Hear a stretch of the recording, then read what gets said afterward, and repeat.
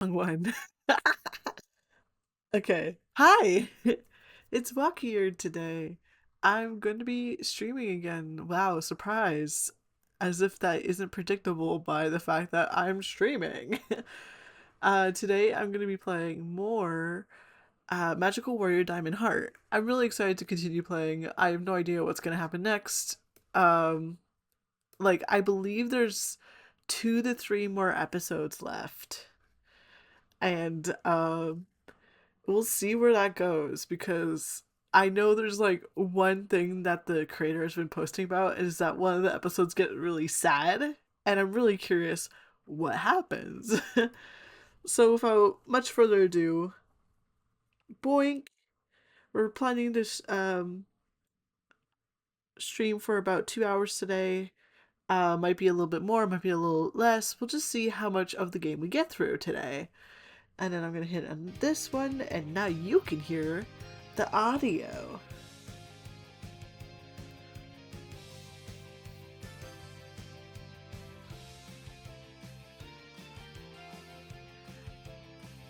I was just on Twitch, just looking around. Oh, I'm always surprised by the content that exists. Okay. Load. Now I gotta remember which load file. It's probably this one. Let me double check. Okay, yeah, this is the only one in 13. Okay, let's pretend I remember what's going on. World. Okay. What is going on? Lady Druzy hasn't given us any orders lately. Oh yeah, because Lady Druzy's totally that Molly character. The nightmare agents grumble and shuffle around the halls of the palace awkwardly. Who cares, honestly? A vacation is long overdue. We should consider this our winter break.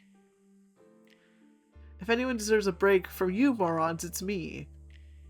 It's not like any of you losers do anything around here. Oh hush, Opal. Cleaning duty is a part of your responsibilities. Labradorite pauses for a moment and sighs. Perhaps we should go out and cause a bit of havoc to pass time, though. Do not use unnecessary resources, Labradorite. The bear jumps back as Chris teleports in front of the trio. Master Druzy left a limited amount of dark crystals in her absence. We shouldn't waste them. Fine. Where is she anyways? I cannot release that information. Oh, did you sign an NDA? She probably doesn't know either. I'm gonna put on a movie. Opal, make us some popcorn. Hell no, make it yourself. I'm out of here. I can't stand watching another one of those awful VHS tapes. I thought Back to the Future was pretty good. The damn videos kept skipping. Where the hell did they come from? Who knows? I found them in the den a while ago. In any case, you heard Crystal Barrel. We are to waste resources, and I'm not going to babysit you today. Whatever, I ain't going to pick no fights, alright? I just gotta get some fresh air. Later, losers. They're just like classic bad guy group. I love it. Just as Opal raises his hand, Crystal Barrel places a firm hand on his shoulder. Hold on, Fire Opal. It seems there'll be quite the blizzard in the city today. Yeah. Look. Oh, it's Nolan. I haven't seen Nolan in a while. Look, Val, she really don't sound too fond of you. You should just back off.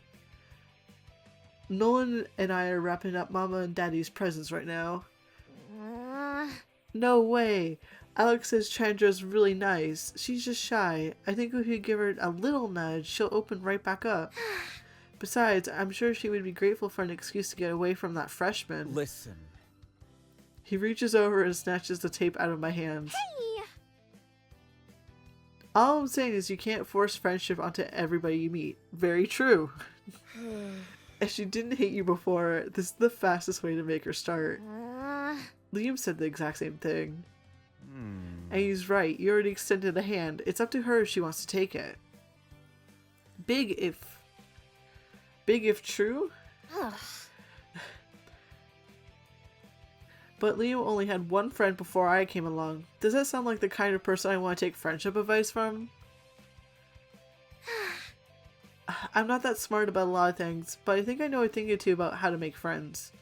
I shoved Nolan and a pile of rap gifts out of the room and locked the door. Come on. You're in the wrong, Val. You can't deny it forever. Ah, they're all the same. Anyways, I shouldn't worry about what a bunch of stupid boys have to say. They can never understand the bonds of female friendship. Wako reads, being a trans man. Oh, oops, I kind of messed that up, huh? No more female friendship for me. I nod sagely as I dig my idiot brother's gift out of my dresser. More importantly, this will be the first Christmas Diana has ever had too. We gotta make it special for her. I hear a knocking on the door. Hey! Go away, Nolan. It's just me. Can I come in? Yeah, I'm wrapping Nolan's gift now. I open the door to let Diana in. She takes a seat on my bed and makes a face. Why do you have to wrap them when you're just gonna tear them open anyways? Wrapping paper is pretty and it's part of the surprise. Have you ever gotten a surprise present from a friend back on your planet? We have established that Diana had no friends. Well, as a knight, I was far too busy for frivolous activities such as gift exchanges. I was much too busy with my work. Did you and Rosalia ever exchange presents? I could never impose on the princess in such a way. That would be inappropriate. Sometimes I wonder what kind of relationship those two actually had. Well, anyways, you can help me wrap the rest if you like. Alright, I won't disappoint you. The two of us finished wrapping up the last of the presents. As I count through them, I realize I think I'm missing one. That's all of them, right? Yes, all of the presents in the present pile are all wrapped and ready to go under a tree. Huh. One of them is definitely missing. Someone really important to me still needs a gift. Who was it again?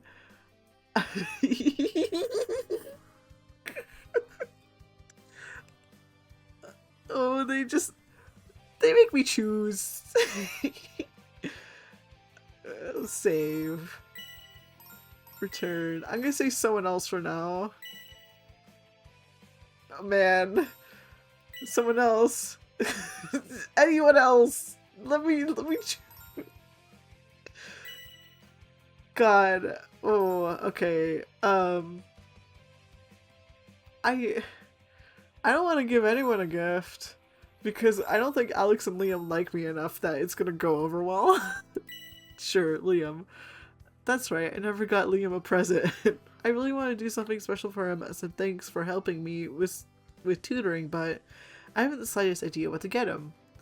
I don't really know what Liam likes in any case. He's already rich. He can buy whatever he wants. Maybe I'll ask Alex for some ideas. He's Liam's best friend after all. If anyone knows what to get Liam, it's Alex. Alex.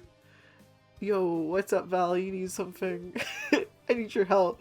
I want to get Liam an Xmas gift, but I don't know what kind of stuff he likes, though. A prez for the prez, huh?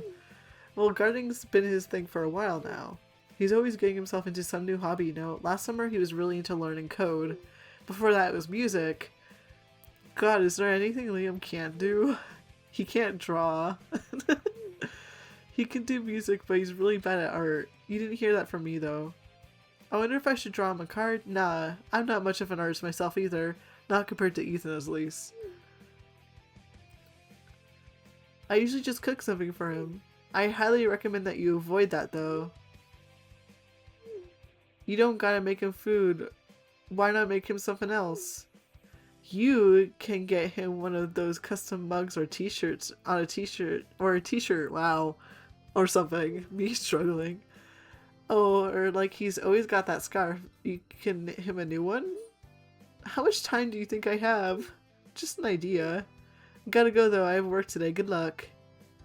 Guess that's all I get to work with. Well, What do you think, Diana? Should I make him something? She poofs into her fairy form and sits on the table. Hmm? Who, Liam? You sure you've been getting along with him lately? You sure have been getting along with him lately, haven't you? No, let's check the facts on that. Context. I have not been getting along with this man.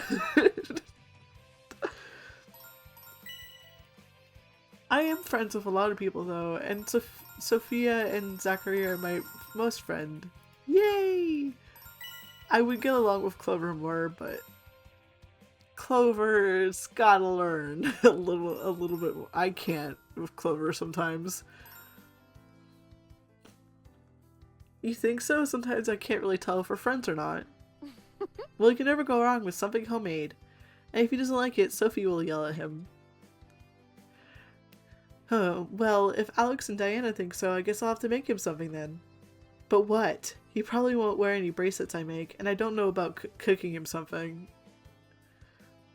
His little private getaway was super bare when I went there. Maybe I'll make him something to really brighten the place up. A vase or a planter? Alex is into gardening, and Liam's powers are all about plants and nature. So he should really like something like this, right? Well, if Liam likes plants, does it mean Alex is a pyromaniac? He does work at a gas station. That'd be a really bad place to be a pyromaniac. I think I'm overthinking things, but I like my planter idea. I think that's a really good one. After a few moments, I found a cute planter at the corner store and got to painting. I painted with cute little daisies and swirly designs. As I look at my masterpiece, I can't help but think, this is super girly looking, isn't it? Well, no one can say that I didn't make it, that's for sure. I let it dry some more and wrap it up. Are you planning on delivering it today? Yep, might as well. Great. Diana tells me to his apartment complex with hardly any issue. I'm a little surprised since it's been a while since we've been here, but I suppose it's a bit hard to forget, huh? I scour the halls for his door. I only barely remember which one it is, but after a few moments I'm able to find it. I let aside and knock on the door.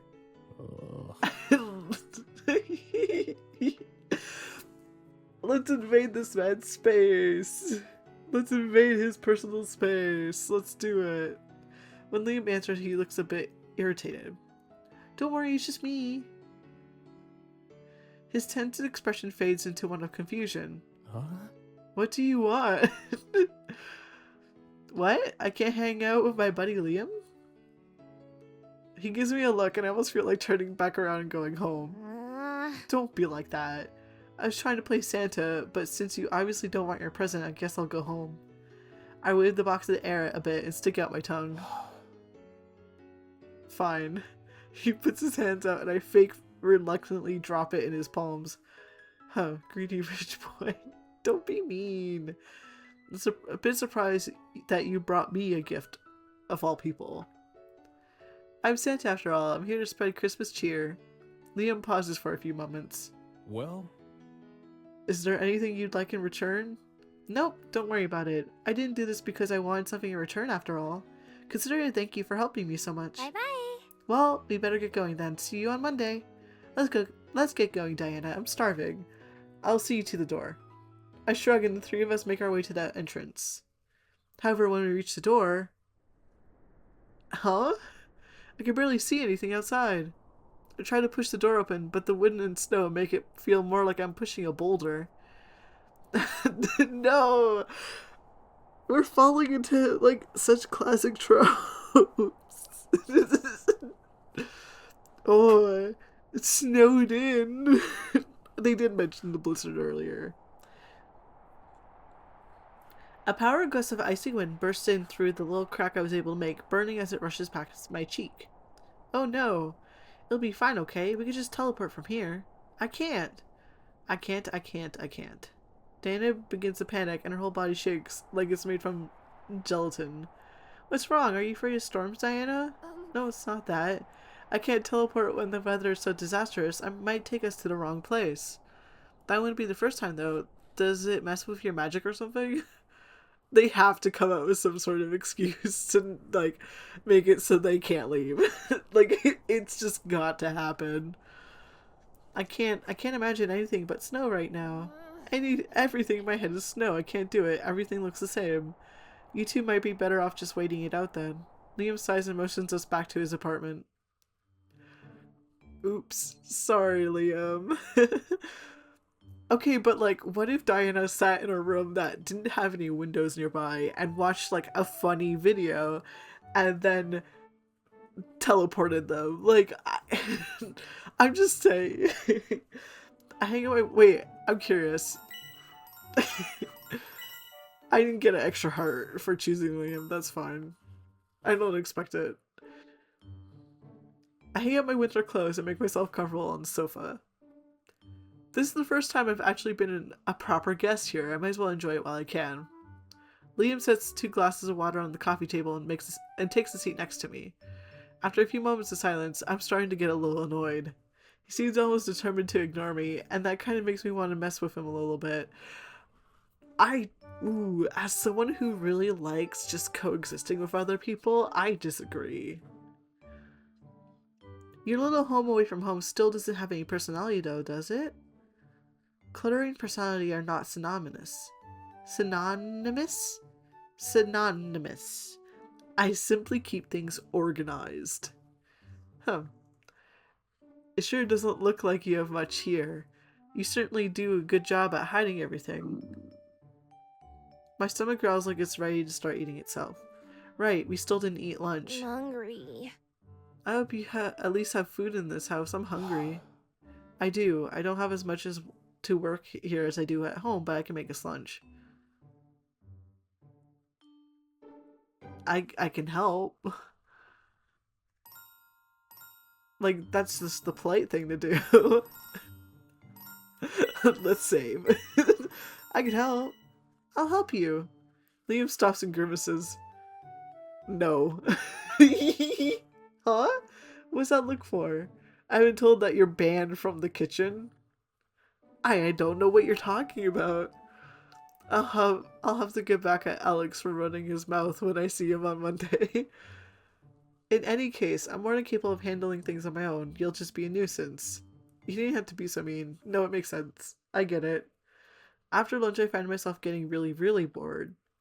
I tried to put something on TV, but it looks like the storm is messing with the signal. And the internet connection is totally crappy. Can't watch any videos, and my games keep getting error screens. I'm not sure how Diana is able to keep herself entertained like this. Although in her case, it doesn't really matter much. She doesn't have a phone, and she barely knows how to power on the TV. Diana pulls a comb seemingly out of thin air and starts combing her hair. How long is this storm gonna last?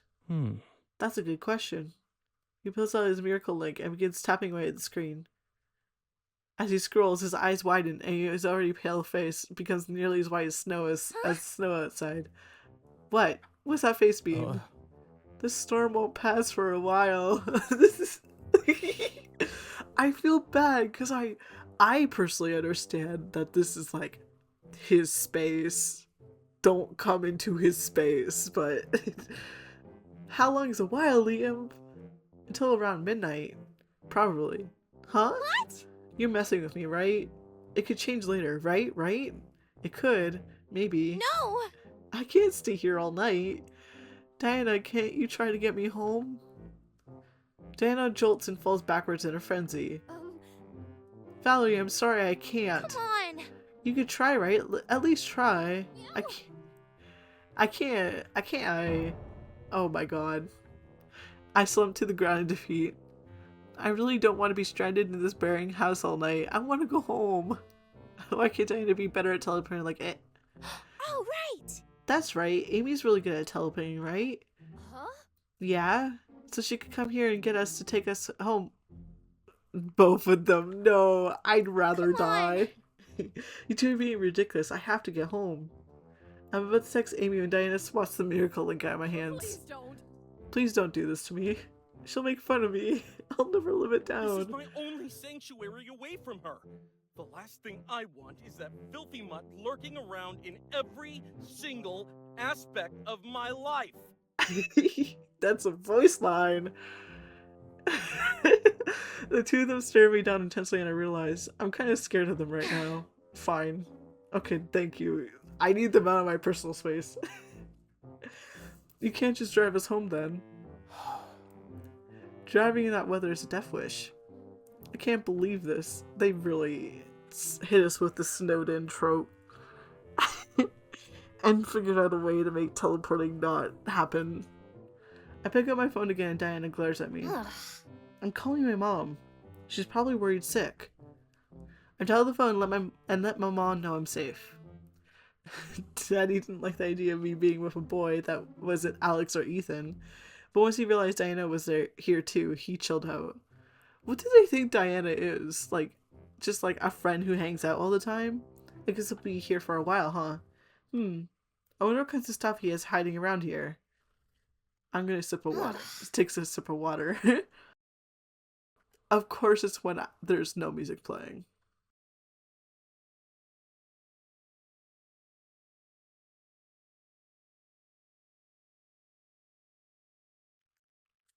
Okay. Water drink. I did it. Hydration. God, his room is just as dull looking as the rest of the place. Everything's so neatly hidden away. On his desk, though, I notice he has a full few language learning books. Look like he's been studying French. What are you doing? What are you doing in here? What does it look like? I'm exploring. Why don't you have anything fun in your little vacation home, rich boy? I have books. My hands scan over the section of his shelf. He has a lot of mystery novels. One of them has a picture of a cat standing on its hind legs wearing a detective outfit. I imagine Diana wearing a silly little trench coat like that, and I start vibrating in delight. So cute! Oh my god, can I borrow this one? Well, I'm not done with it. Well, I'm surprised though. I didn't think you were an animal person considering how much you seem to hate Diana and Amy. huh? Who said I hated Diana? She's fur-brained and naive, but I feel no animosity towards her. Diana isn't that dumb.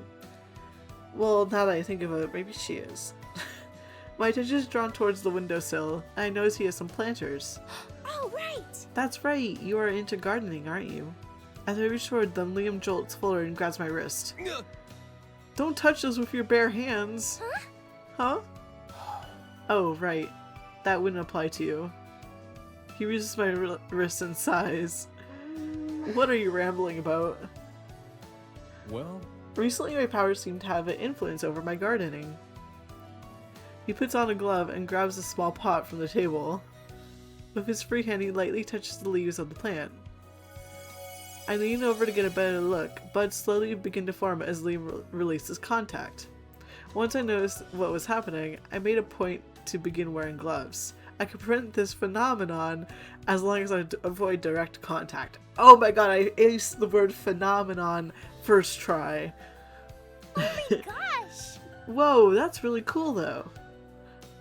You really do love this kind of thing, don't you? He shrugs and returns the plant to its original spot on the end table. I didn't know you were capable of having fun without being mean. It doesn't make me feel adrenaline-fueled excited, but it is satisfying. in any case, However, much of the satisfaction I could gain is removed if everything grows when I've put forth no real effort of my own. Huh. I'm saving. Me when I save. So what are you growing? Well, What kinds of stuff are you growing right now? He perks up a little bit. well, He has a little flower in his hair. Purple beauty berries and chrysanthemums. Chrysanthemums. There. Huh? Now what kind of name is beauty berries? That sounds like a cartoon. I must be making a face because Liam turns his head quizzically and raises an eyebrow. huh? What? Nothing. So what kind of plants are they? Something like purple beauty berries makes me think they would taste like grapes. Purple beauty berries are unfit for human consumption, unless I suppose you're a fan of incredibly bitter tastes. Jellies can be made from beauty berries, but only from the American beauty berry species. Huh. The way he talks about his garden kind of sounds like Sophie when she's all excited about the latest fixations she got herself into. It's a bit cute. So what about chrysanthemums? Is there a reason you're growing them with the purple beauty berries? Well, If you're familiar with them, one might assume I'm growing plants in the East Asia origins in this season. Both the purple beauty berries and mums originate from there after all. In reality, that's just a coincidence. I had access to high qualities of both, and they're different plants. Mums are a flowering plant, while purple beauty berries are berries. Although I expect the purple beauty berries will come out better than the mums. really? Why is that? I can't say the mums will make it through winter. Well, It's usually recommended to grow them in the spring where they'll be able to avoid the winter frosts. So you're trying to grow them through the winter for a challenge then, huh? no. You're reading too much into it. I'm simply growing them because I can. If they die, they die. His voice returns to his usual cold tone and he shrugs. I guess you're still you at the end of the day. Huh? What's that supposed to mean? Nothing. I was just thinking for a moment, you didn't seem like the lazy Liam I know. But now you're back to your usual cold, apathetic self. Oh well. Like... Val, no, don't be mean! You asked the question with genuine interest, and I responded accordingly. I'm not going to feign interest when it's obvious neither of us are invested in the topic. That's not being cold, you're just far too energetic. He rolls his eyes. Any cuteness he had before is totally gone now, and that makes me want to mess with him a bit. Stop messing with him! But you like how energetic I am, don't you? Your boundless energy is exhausting. But I don't dislike it. Does he always have to be so weird and cold all the time? That's not bad. I checked my phone again. The internet connection is still shoddy. This sucks. I gotta do my dailies or my streak will reset. You'd think a magic phone wouldn't have this issue. Jeez, Liam, do you have any games here? I have cards. That's not what I meant. But cards is better than nothing. Hey Diana, wanna play with us? Diana starts patting the leaves of a rubber plant. First slowly, but something clicks and next thing I know she's on the ground swiping at it intensely. What on earth are you doing? I don't know. I don't know what came over me. I stare at her blankly and then I get an idea. I grab my keys from my coat pocket. There's a little laser light keychain attached.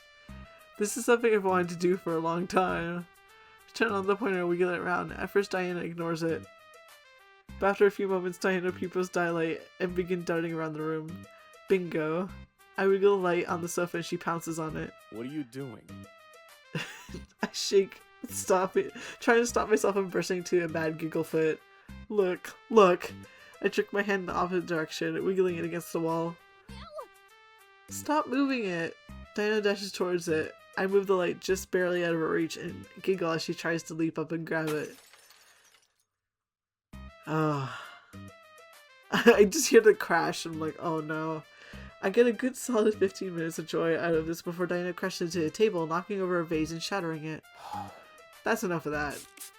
He sprays Diana with a spray bottle and she dramatically flops over on the ground. That was fun while it lasted. Not the death pose again. He then sprays me several times with the bottle as well. Hey! What the heck, Liam? This is how you train feral cats in order to correct unwanted behaviors. He smirks and sprays me in the face a few times more for emphasis. No, it's not. Come on! Knock it off, you jerk. Stop. I try to wrestle the water bottle from his hand and two of us collide on the ground. He winces and he tries to push my body off of his. That's what I noticed. That horrible water bottle is no longer in his dastardly clutches. Wasting in time, I swipe his weapon and claim it as my own. Any last words? Pointing the muzzle inches from his forehead, I smirk and pull the trigger. We go back and forth with this for a few moments till the water has been all used up. That was silly. He dries off his face with a towel. His hair and shirt are sticking to his skin from all the water. Serves you right. My hair on the other hand, well, at least curls love water. My clothes are pretty damp though. Ugh. Oh, thanks a lot. You're lucky you didn't ruin my hair. If I had pressed it or something, I might actually kill you. I stomp my feet and poke him in the chest angrily. A lady's hair is serious business, you know? You shouldn't have attacked me then. Hey! Hold on. You can't pin this one on me. You're the one who started it. Because you two were behaving like animals. And another thing, you're not supposed to spray cats with water to train them. He looks at me like I just said the stupidest thing in the world. Ugh. What does that look for? I'm right. Didn't you know that, Mr. Genius? Wait, did he actually not know that? I'm adding this information straight into the bank! In any case, if anyone needs to be trained, it's you. You can't just go around spraying cute girls with water, Liam. I'm gonna change. He shakes his head and disappears into his bedroom. Ah, I wish I had something to change in. Even my undershirt got wet. I'm gonna get my revenge someday. I mean, I already got him back, but between us, I'm the only one really dealing with the consequences here. Which is totally unfair.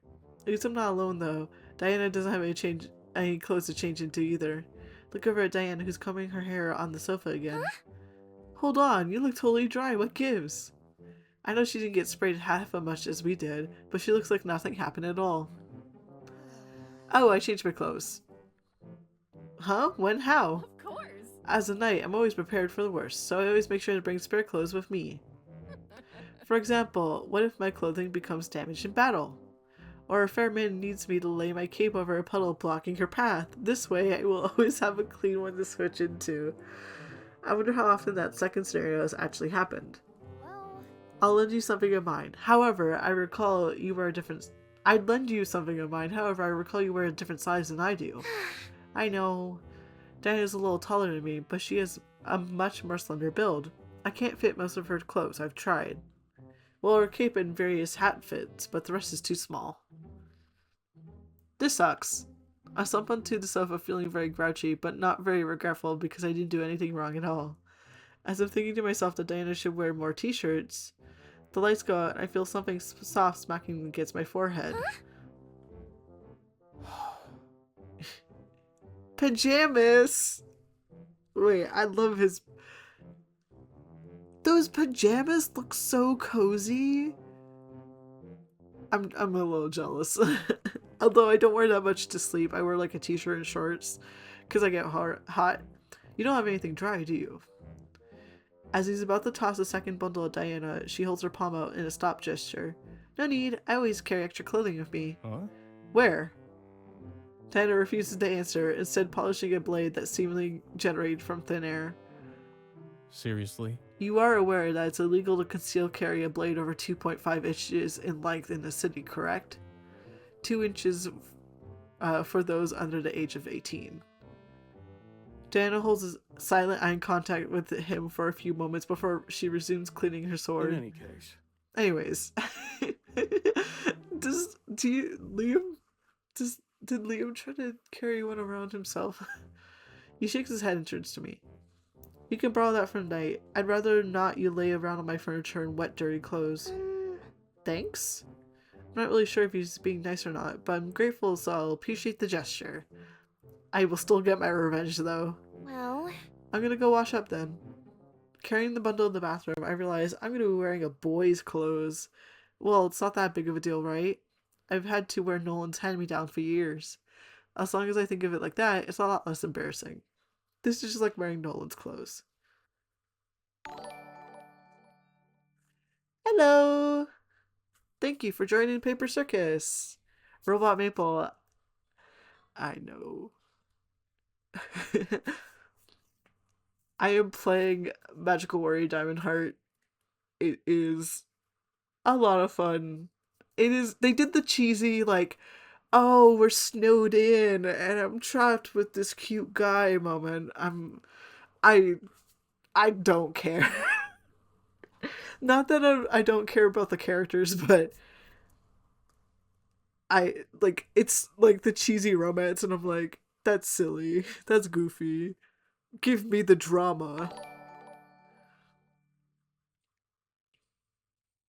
This is nothing like wearing Nolan's clothes.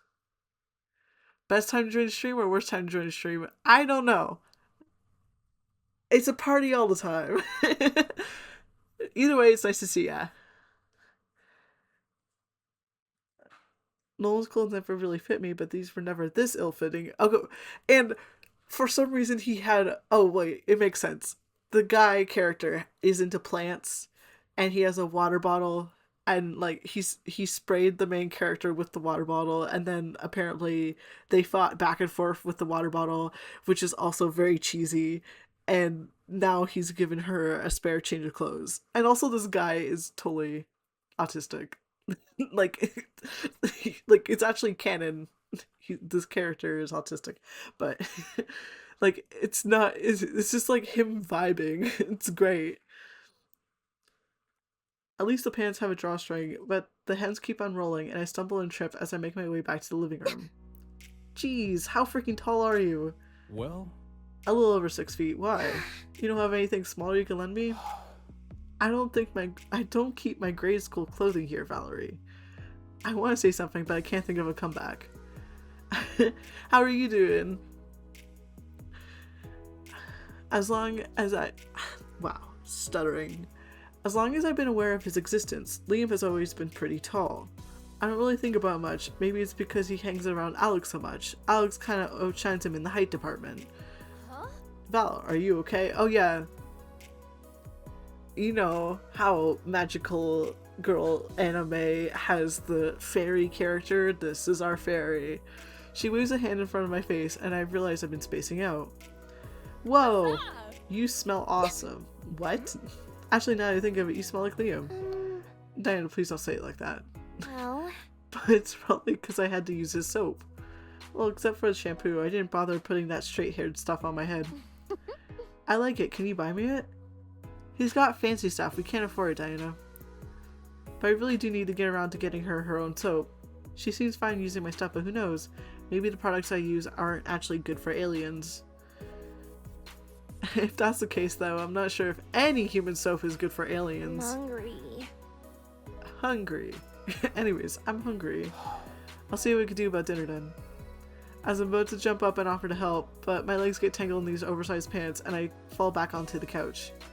Even I could see that it would be dangerous for me to be handling sharp objects like this.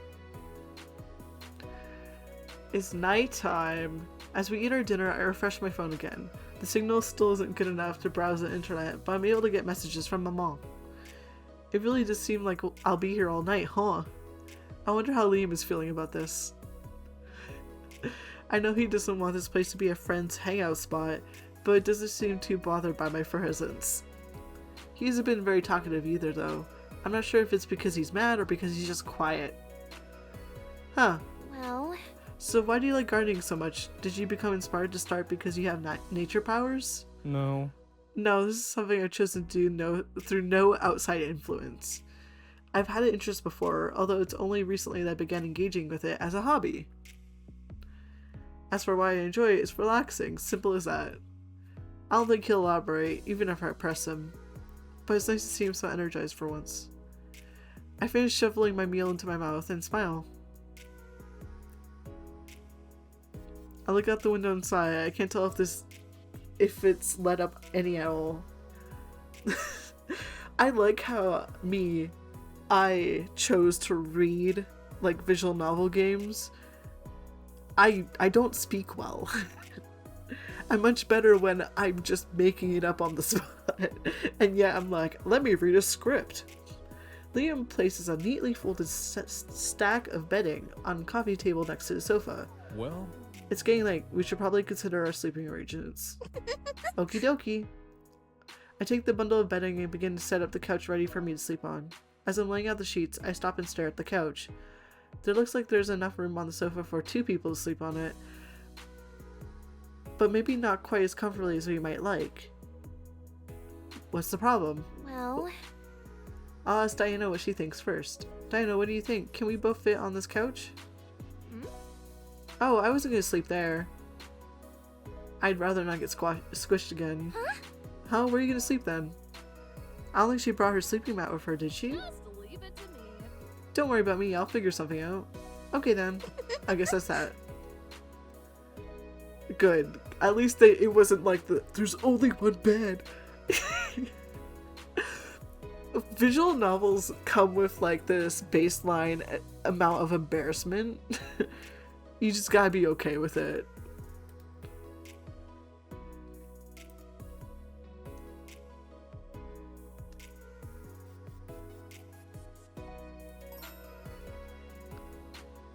I can feel the warm rays of the sun tickling my cheek, welcoming me to the morning. Still sleepy. A loud crashing noise thrusts me out of the dreamland and fortunately back into reality. What on earth happened? I stretched and peered into the kitchen, where the source of the crashing noise I heard came from. A human-sized Diana is standing in a pile of broken shards of wood from looks like a completely demolished kitchen drawer. She brushes dust off her pants? Not my best idea. Diana, you know you're a chronic sleep poofer? It was a really good idea at the time. I pinched the skin between my eyes and sighed. Liam's gonna be pissed. Oh, she slept in the drawer and turned into a human. Okay, I got it. I got it. Maybe if we get going really, really fast, you won't notice. I take a step backward and bump into a weirdly soft wall. Huh? Who put that there? He just stares at me and Diana for a few moments. The kitchen is completely dead silent. It's about time you two leave. Yeah, let's get ready to go, Diana. I grab her wrist and dash out of the kitchen before he totally flips out or something. He's being surprisingly cool and collected, or maybe I'm just having a delayed reaction. I'm not about to wait and find out. Really? Are you sure you're cool driving us home? Frankly, I didn't think he wanted anything to do with us after what happened. It would be wrong of me to let you two go alone. You don't have to if you don't want to. I want to, huh? Wait, did I... No, he's still at 2 hearts, that's fine. We're not good friends with him. I'm good friends with these two, though. Let's go. You two are disasters waiting to happen. I would rather not you get yourselves killed. Oh. I really should take his present back. Oh my god. Footsteps. The sound of footsteps echo throughout the walls of the palace. I hug my knees tightly to my chest as my entire body shakes violently. There shouldn't be anyone left. Not unless they escaped. But that is wishful thinking on my part. Nobody's left. First it was the research staff. That's all. That was where she worked after all. What did we get teleported into? I should have noticed something was wrong. I could have prevented this. It's dark, the only light source being the red glow of fire reflected on the crystal cages scattered outside. I wonder if she's in any of those. I feel sours rising up to my throat and I swallow hard. She'll be back soon. She will be back. Find her, now. Nobody except for me, the nightmares, and Diana. My jaw is clenched so hard that my teeth feel like they might shatter. But if I relax even a little bit, my head hurts like 1,000 razor blades are scraping against the inside of my skull. My stomach churns, and the overpowering smell of smoke, sulfur, and burnt rubber creeps through the walls of the palace. If I relax even a little bit, I might lose control and vomit what little I have left in my stomach. I hear a muffled crunching noise and freeze. Another one, huh? Who do you think it belonged to, Labra? Does it matter? It's just another fairy, Onyx. And not a very strong one either. She kicks the shards of crystal aside and one slides in my direction. A corpse. That's what it is. And she just... It's almost sad, really. Huh. What? Interesting. There. He points in my direction and I freeze, holding my breath as to not even utter even the smallest sound. I can hear my heart pounding, echoing through my skull. I want to run, but I'm trapped here like a prey animal. Something is there. Who cares? Weak, cowardly little fairies aren't even worth turning into nightmares, Onyx. They're a waste of precious resources. I see. Then I won't waste our limited resources. Besides, it might have information. I hear the sound of metal swiftly scraping against the air and a click. A red glow reflects from the sharp blade in his hand. This will do the job just fine. I struggle to swallow, my mouth feels dry, and what little saliva I had feels like gravel going down my throat. Diana, where are you? Come on out now. I won't hurt you as long as you cooperate. He slowly takes another step forward and smirks. It's as if he's enjoying this. It's all just a game to him. Another step forward, I can feel my stomach churning again. Diana, please hurry. We could do this the easy way or the hard way, your choice. My eyes shoot open. My throat feels tight and my stomach is in knots. Over and over and over again, no matter what I do, they won't go away. Roll on my side and check the time on my phone. It's only 4 a.m. I don't remember the last time I had a good night's sleep. Squeeze my eyes shut and bury my face in my comforter. Of course, at this point, the only thing I can do is wait for my body to give into exhaustion and black out on its own. What's going on? I'm so damn tired. Episode 14, I Want to Meet You. Miracle in the Holy Night. Interesting. That's like different cover art. I sway and bob my head, humming as I rearrange the stuffed animals on my bed. Maybe this one should go on the shelf? Suddenly my phone buzzes. Oh, looks like I got some Christmas texts. There's one from Auntie with a funny sticker of a dog, and one from my cousin Morgan. Here's one from Clover. Joyce Noel. I hope you're having the most marvelous of holidays. She attached a photo of herself. She's got on a really, really cute dress. It's a message from Liam. That's surprising. Merry Christmas. Don't slack off too much. Oh, his profile photo is flowers. I'm pretty sure what he means is I don't want to deal with you begging me for emergency tutoring sessions. He sent a pretty picture though. Valerie, you have some mail. Mama taps my shoulder and hands me a bundle of letters. Looks like Grandmama sent me a card. Awesome. She put like $50 in this thing. I got some more cards from other relatives.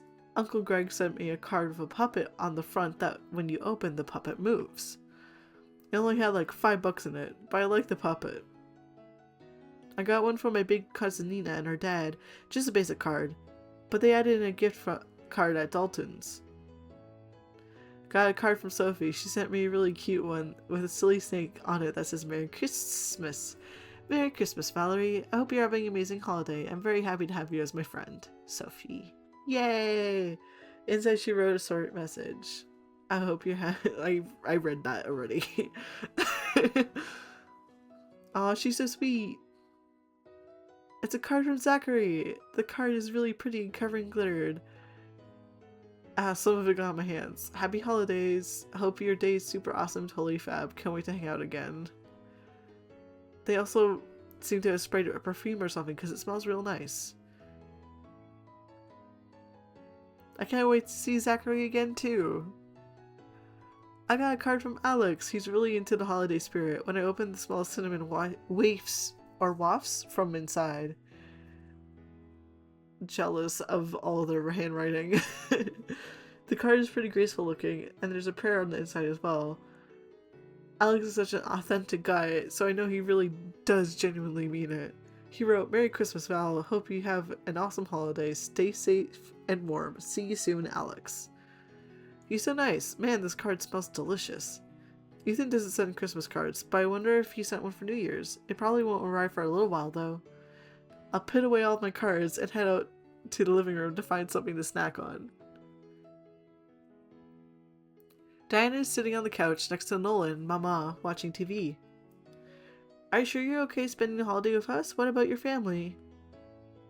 Diana laughs nervously. Don't worry about it. We don't celebrate this holiday where I'm from, so... I'm excited to experience it. Well... Besides, well... Well... Diana doesn't get along very well with her family.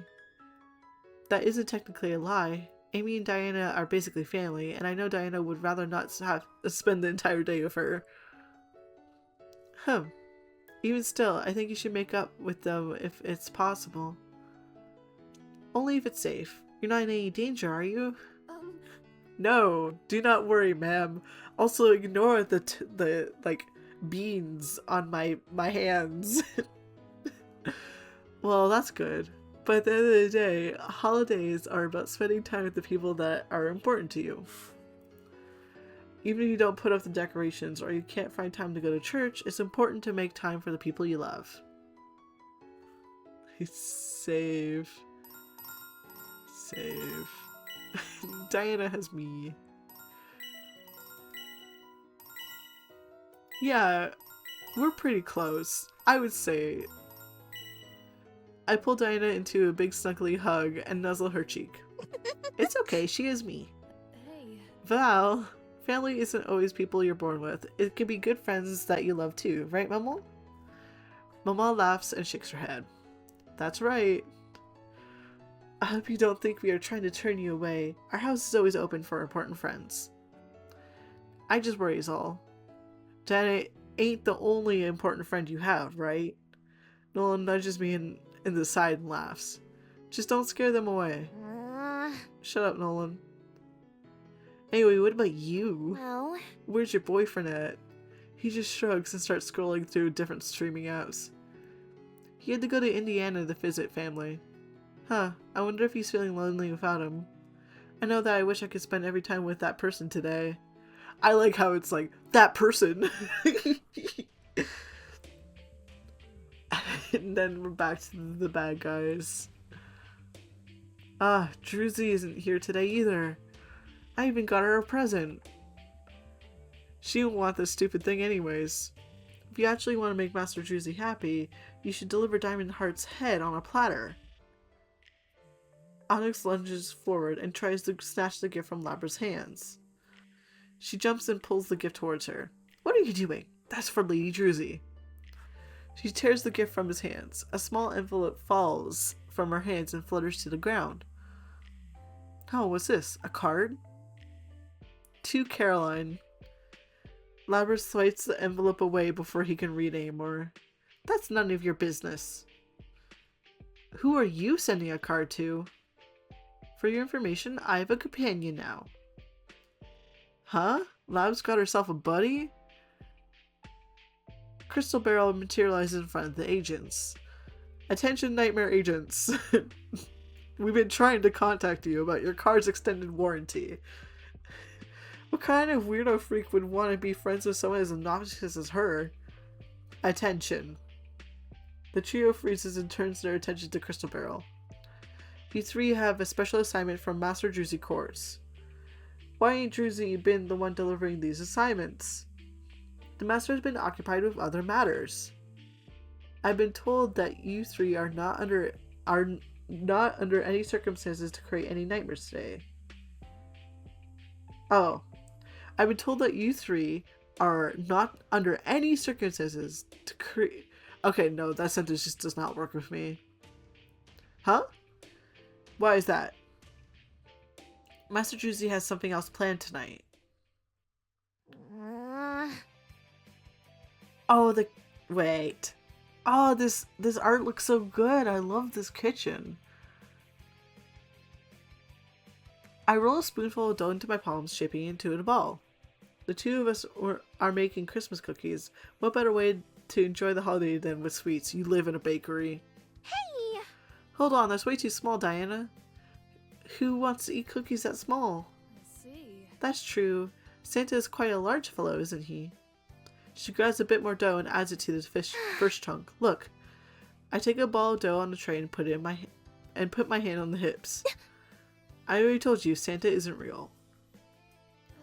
No one told me that he is, though, and well, he is a bit more knowledgeable than you are. I shoot her a mean look. But because he is older, of course. He's just messing with you, Diana.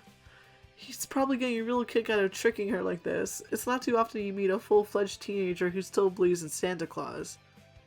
I don't think so. Well, Santa sounds like a fairy. The beads are in my face. Huh? I'm telling you. I'm pretty sure he's a fairy. Now you're just being ridiculous. I know fairies are already pretty unbelievable, but they actually do exist. But that's exactly why I'm not buying it. If Santa is a fairy, he should definitely be real. But if he is real, why haven't I seen the guy? I think I've been a very good girl. Then reads. I read as like a trans, and I read that as a trans guy. Listen, he gets to so many houses at night because he teleports. And he's always saying ho ho ho because he has a fairy accent. Plus fairies love sweets. He's a fairy. She makes a compelling argument. That does make a lot of sense. Fine, you've convinced me. But why hasn't he given me any presents then? I don't know. But you're a crystal warrior, so this year he should definitely bring you something. Did you remember to send him a list? Huh? No, why would I? Just not realizing he might actually exist. Of course he hasn't. Of course I haven't sent a list. hey! Valerie, how can you expect a guy to show up if you don't let him know what you want? I didn't think I would need to. Jeez. Of course you would, Val. Jeez. It might be a bit too late to send a list now. She thumbs a few extra chocolate chips on the top of the dough balls. Well, You know, there's lots of legendary beings who are actually fairies. Now, I haven't read much about Santa, but I've heard about that tooth fairy guy. No way. Now she's just messing with me. She definitely exists, and I'll prove it to you someday. But long story short, she was shunned on Glimmer for being a total weirdo. Seriously? I mean, collecting teeth, that's super gross. Well, Yeah, that makes sense. Why on earth would a fairy want that many teeth in the first place? Yuck. I don't even want to think about it. Anyways, I shake my head over and turn my attention back to rolling the little cookie dough balls. So, do you guys have a holiday like this at home? well, She places her dough neatly on the tray and scoops up another portion.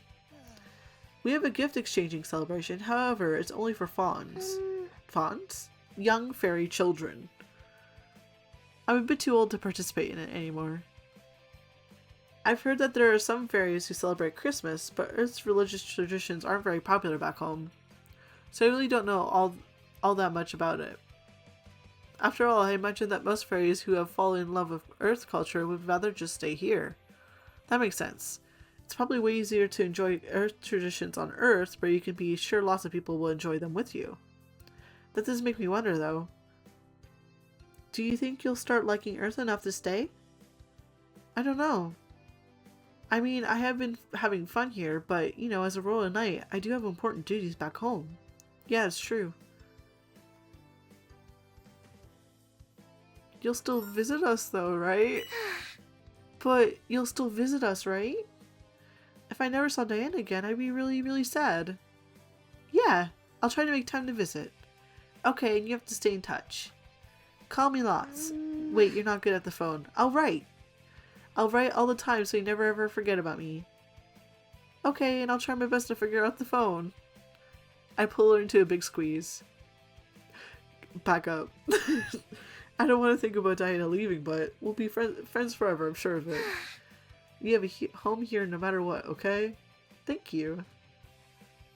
I'm not too sure if I have it in me to leave.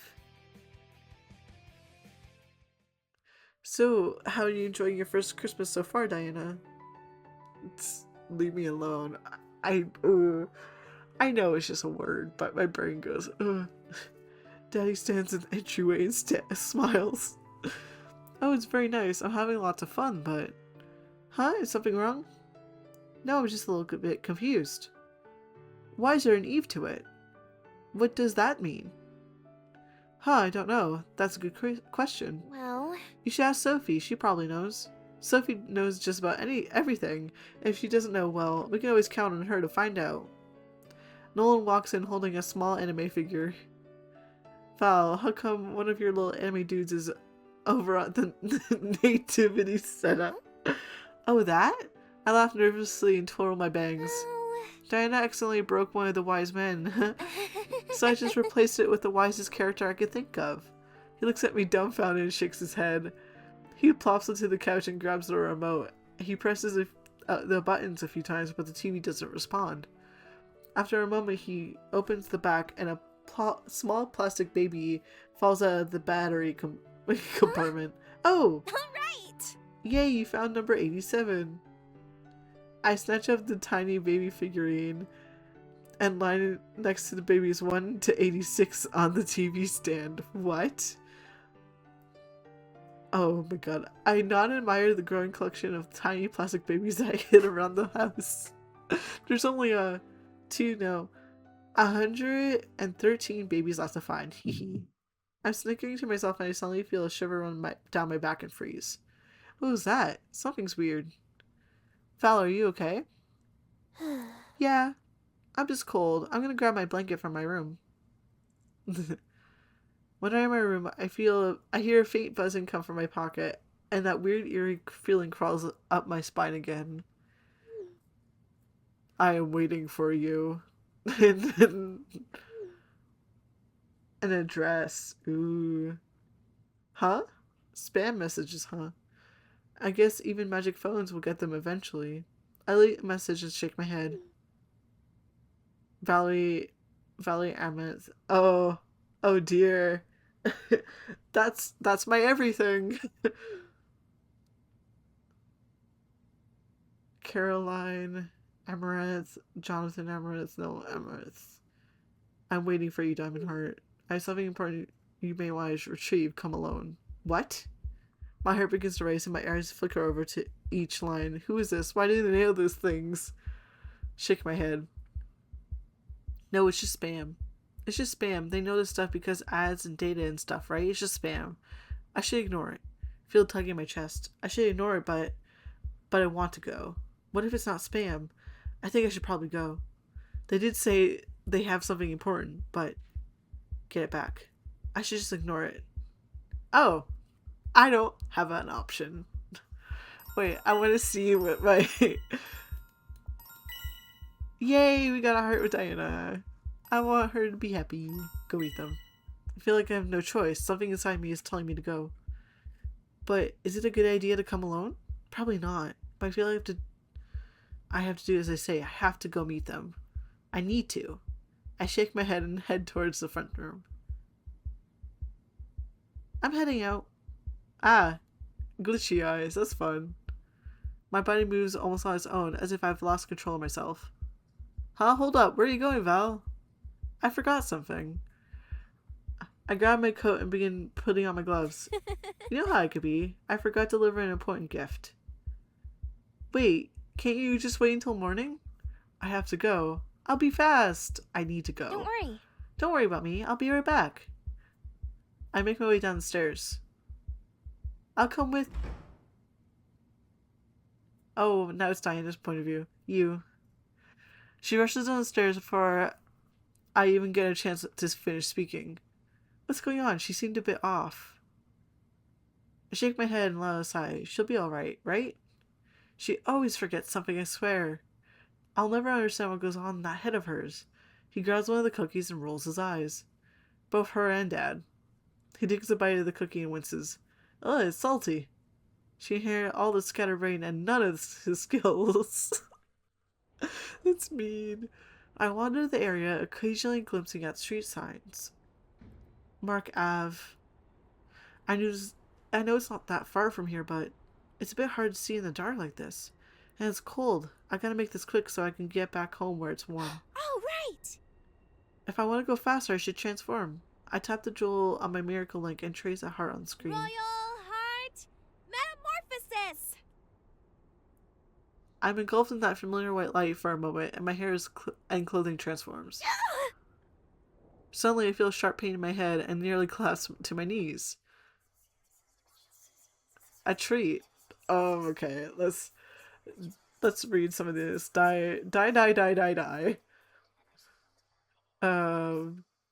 Mark. They're all dead.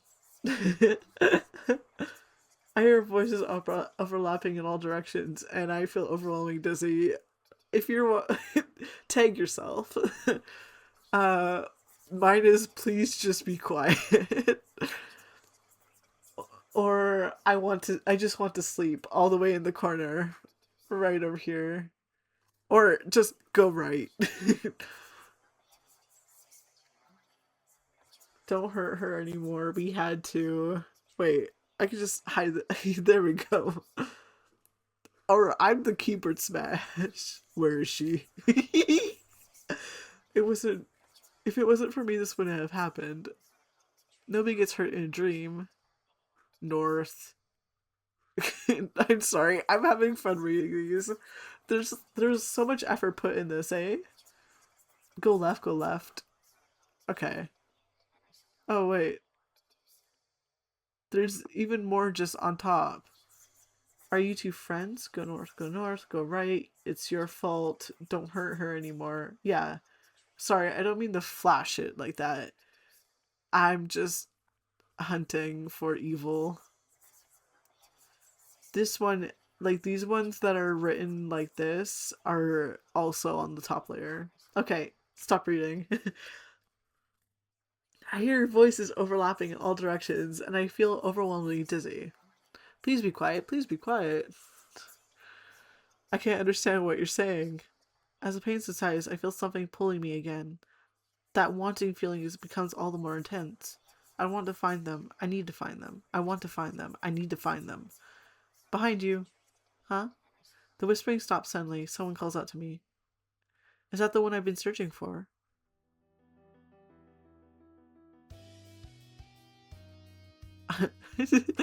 I whip my head around and look behind me. Hello!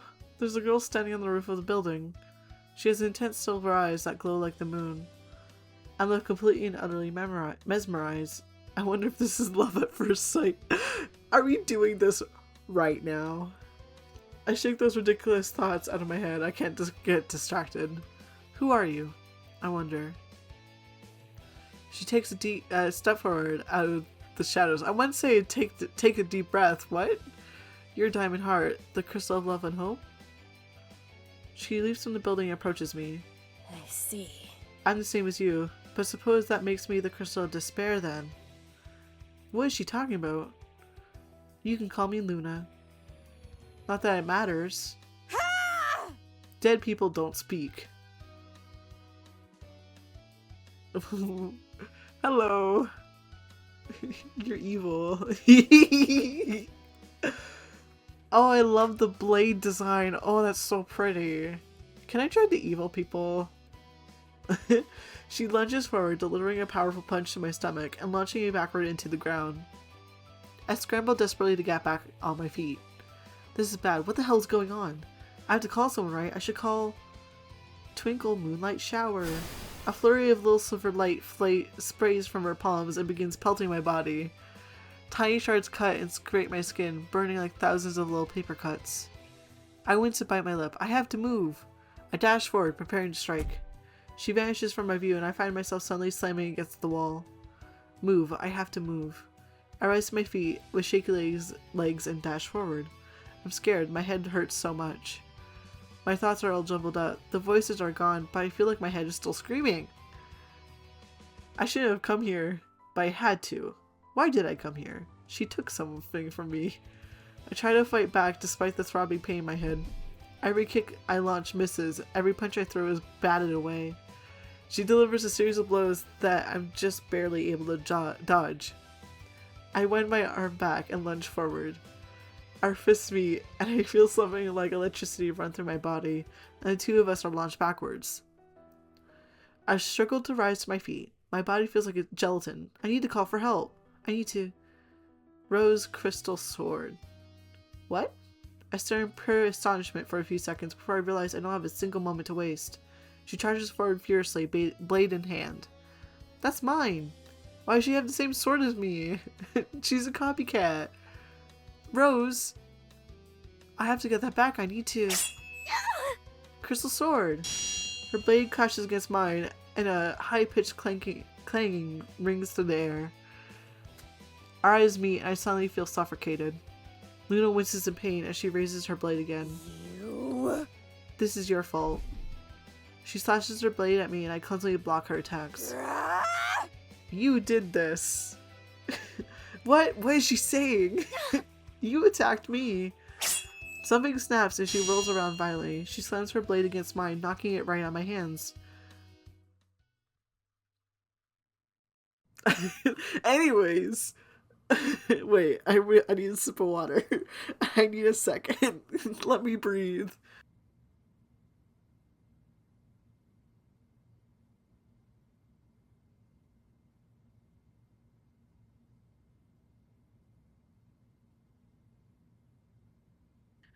That was the loudest sip of water I've ever done. I'm so glad I muted that.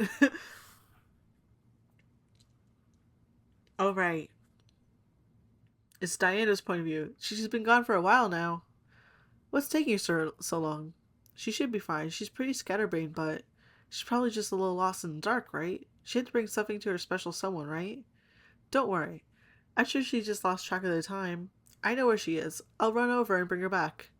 Alright, let's... Get. I dash out of the house before he can finish his sentence. I can't have him following me around. What if it's the nightmares? The horrors! But I didn't feel one. Yeah, that's right. I didn't feel one. She's fine, Diana. Don't worry. It's like her mom said earlier. Christmas is about spending time with people you care about. She's obviously just with someone very special to her. She's just a little bit late, but that's what I want to think. That's what I deeply hope is the case. and it's all I have to go off of. So if she went off to see someone deeply important to her, it would have to be someone else. Oh my god. Start over. I don't know. I don't know. I don't know where she could be. The realization settles in. If I don't know where she could possibly be, she might actually be in danger. Oh no. Oh no, oh no, oh no, oh no, oh no, oh no. I snap my fingers. I have to find her. Even have to search every inch of this horrible city. Gah. It's because of you. Everything is your fault. She slams me into a wall and I feel as if all the wind has been knocked from my body. I'll kill you. Thanks. I'll kill you, I'll kill you. You have to die. It won't end until you die. Her voice is venomous and cold, but more than anything, she sounds desperate. Diana. My ears burn as I struggle to choke out a feeble cry. Oh, that's right, I left her behind. I'm so stupid. I shouldn't have come here alone. It was a trap. Obviously it was a trap. Why would I have come? You needed to.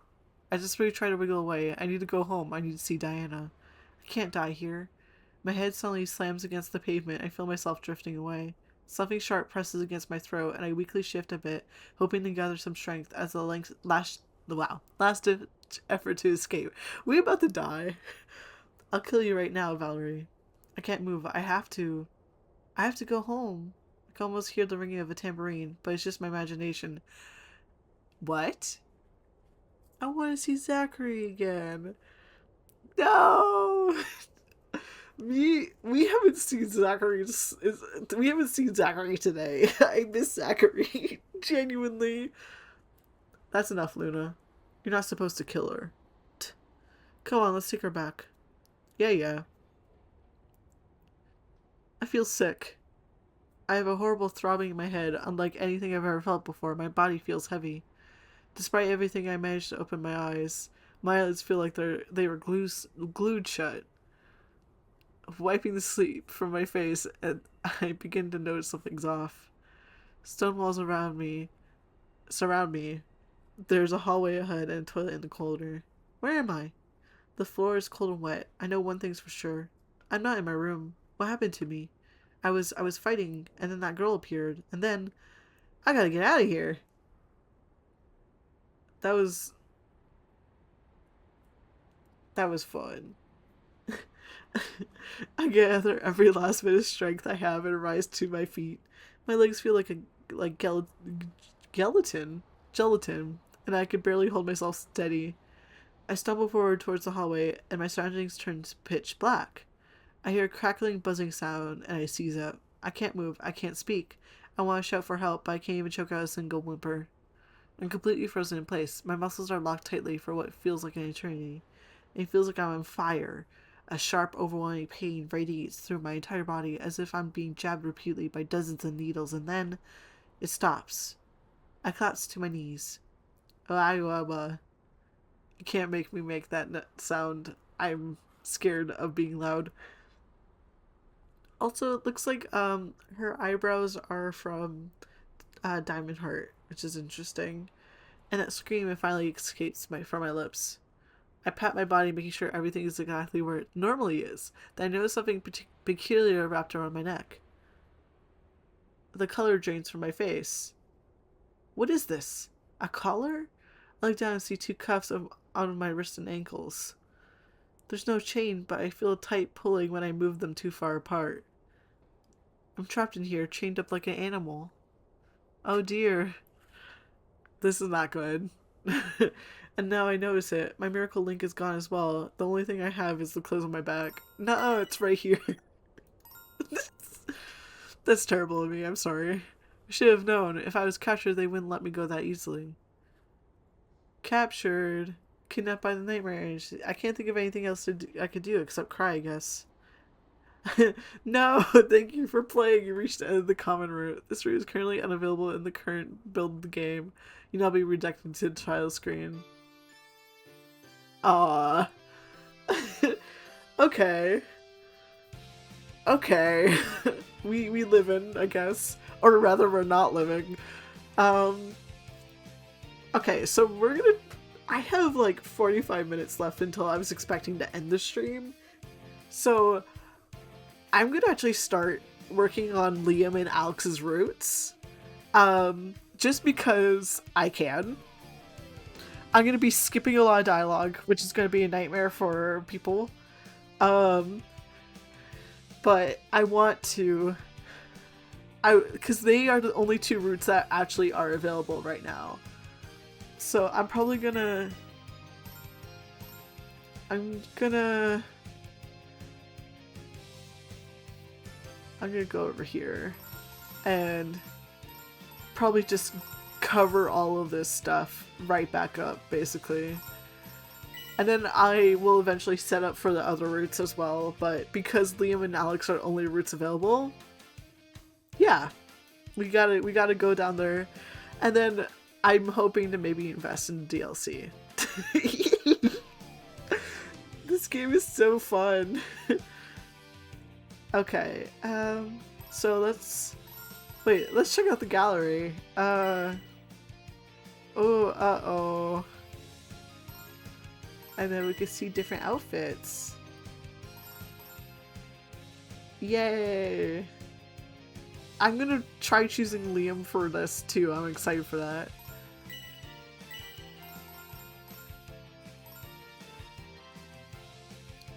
Awesome. There's a lot of stuff to unlock for Alex there. And a lot of stuff to unlock for Liam. Most of the rest for Sophia is... I can't words. Most of the rest for Sophia is coming soon. And then... Yay! Clover. Okay, so I still have quite a bit to unlock. He's a bird.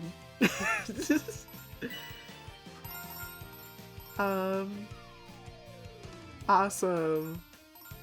The rest for Chandra is coming soon. Or Liam DLC, apparently. And then more Liam DLC. Okay. So we are gonna start from the beginning and be skipping over a lot, unfortunately.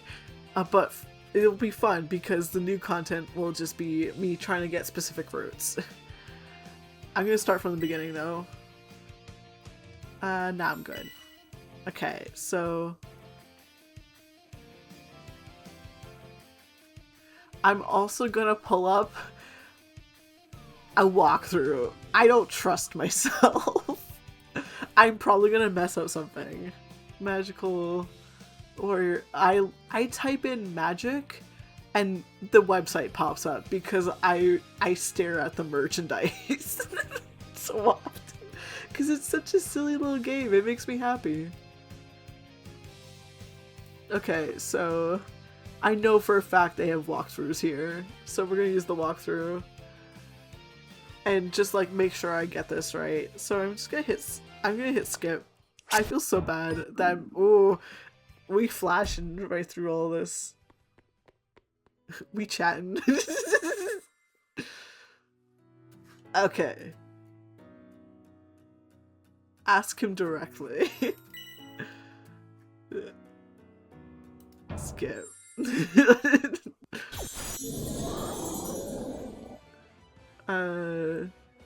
Go all out.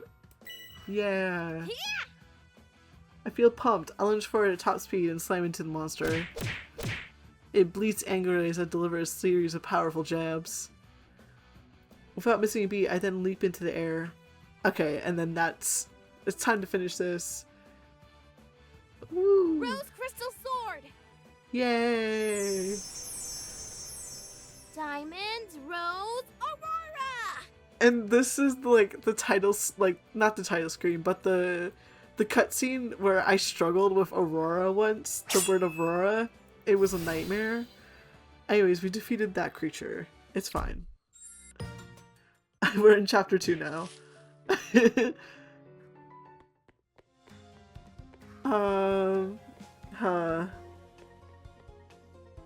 Okay. The walkthrough is saying I should tell them is for Sophie and Ethan, or I have to keep it a secret is for Diana. So I'm gonna go with Sophie and Ethan, just because I know Sophie's not gonna like me later for agreeing with Liam. I should tell them. Skips a whole bunch of stuff. I should tell them anyways. I love how much it just skips over everything. Oh,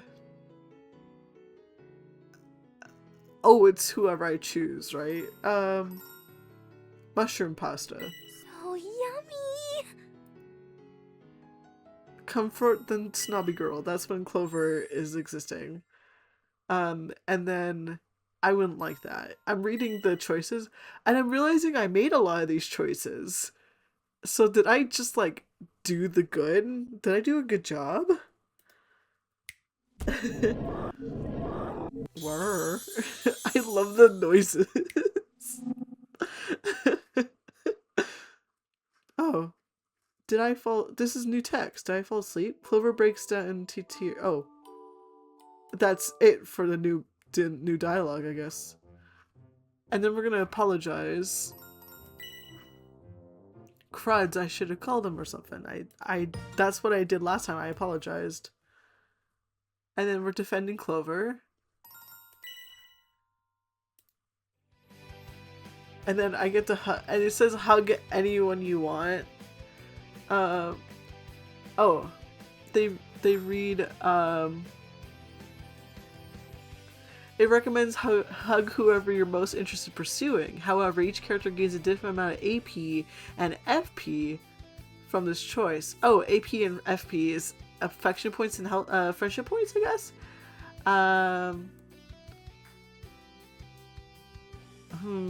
Okay, wait. This is the first time I will save. Because I think this depends on who I'm pursuing. I want the first one. So we're saving here. So important saves. Okay. I will totally remember that. Okay.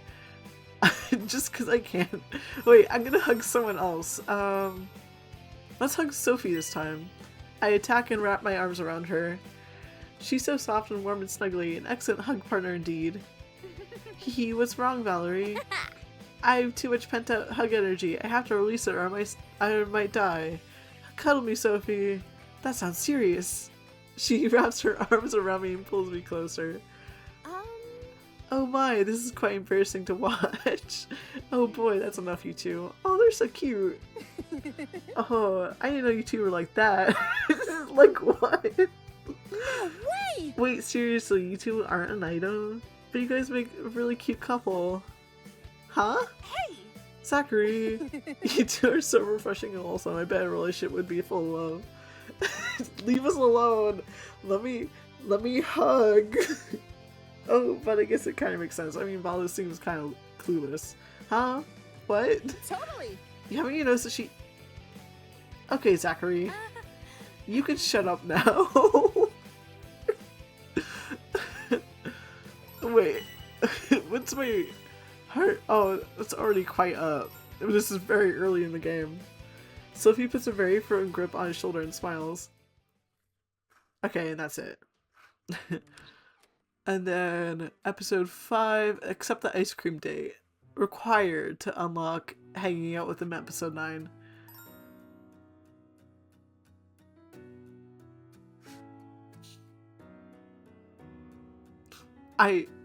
It doesn't tell us. It doesn't tell us what to do here. Oh, it does. It does. Oops, it's fine, but. Which I answered like that last time. I love the way everything changes so quickly. A record scratch. I love the record scratch noises. Okay. And I read ahead, accept the ice cream date, but if you're interested in hanging out with a different character, don't accept the ice cream date. So we're gonna hit save again, and we're gonna save right here. And that will be, because like these are important saves. These are important choices.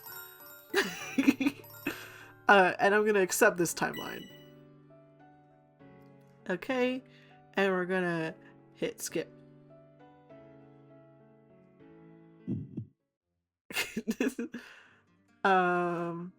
Tag along with Alex. Tag along. Which I did last time. Oh. This is interesting. This is new text. However, it's also in Spanish, which I cannot read. And that was just the one line again. That's interesting. I love watching everything fly by, but it's also a nightmare. Cause I'm like, oh, flashy, flashy. Ask Alex how Liam got his powers.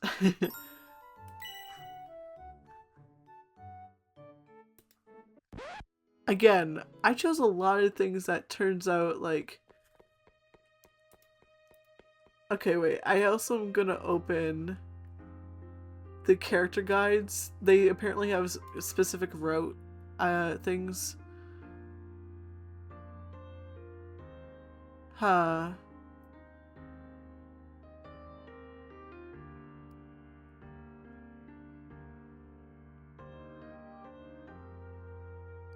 Yellow heart. Okay, wait. Okay, so I'm just double checking for these two that I don't need to be friends with Amy.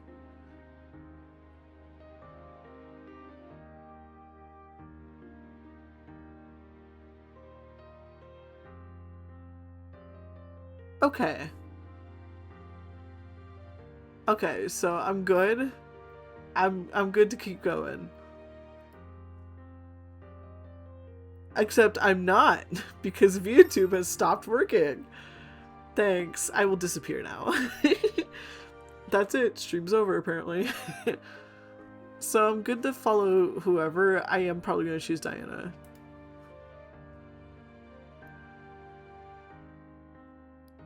Ryan as administrator. Okay, let's see if I pop back into reality. Or... Actually, I kind of want to know what happens if I follow Amy, but at the same time, I feel bad for deserting Diana. Choices.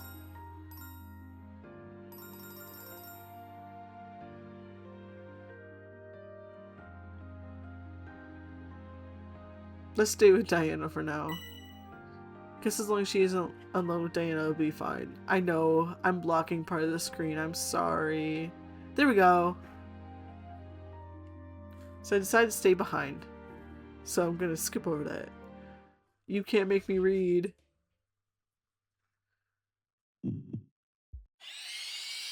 Oh. Right. Sophie and Ethan is for don't worry. I care about them.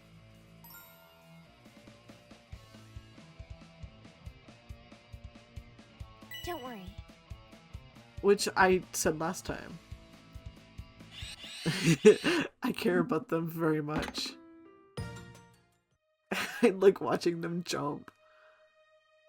Okay, so this is the first time that we have to make a choice between Sophie and Liam. So I think that's an important save. So we're gonna save right there. And because we're going for Liam and Alex, we're gonna say, what about Liam? Skip. What do you think, Diana?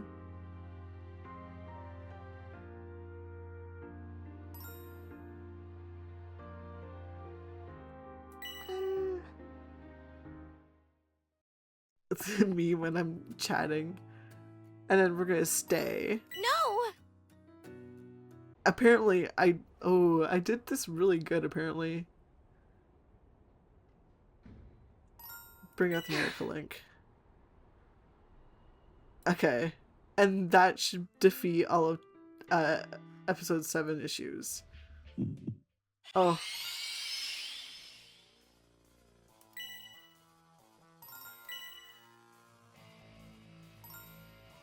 Okay, so Sophia's still our highest. Okay, we're doing a good job apparently. This is exactly where it was before. It's all my fault, or how dare they? How dare they?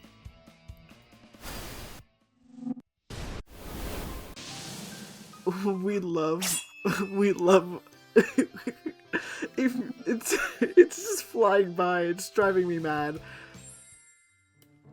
I know, like, it has to, but it just looks so okay, so here's where I think I gotta start paying attention.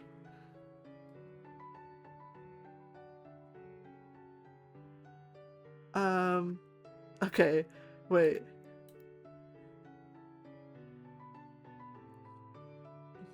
Oh, it's your trust that made Liam come to his senses. Okay, so I have to agree here.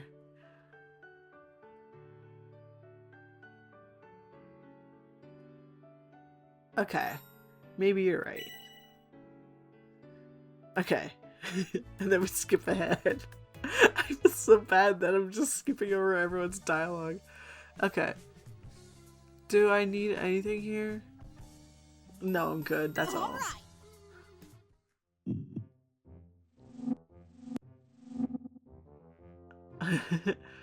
Okay. I remember this one because I was talking about how every single part is important. And it's telling me if I want to agree, like if I want to get, you know, what's it called?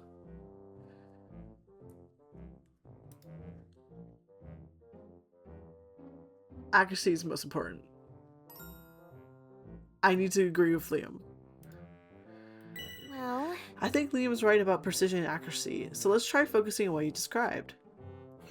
I'm glad you're capable of such astute judgment, Val. Leave me alone. Don't smile at me like that. Okay, so Pharaoh, and Toms. No. No. Pharaoh, Tombs, and Pharaoh.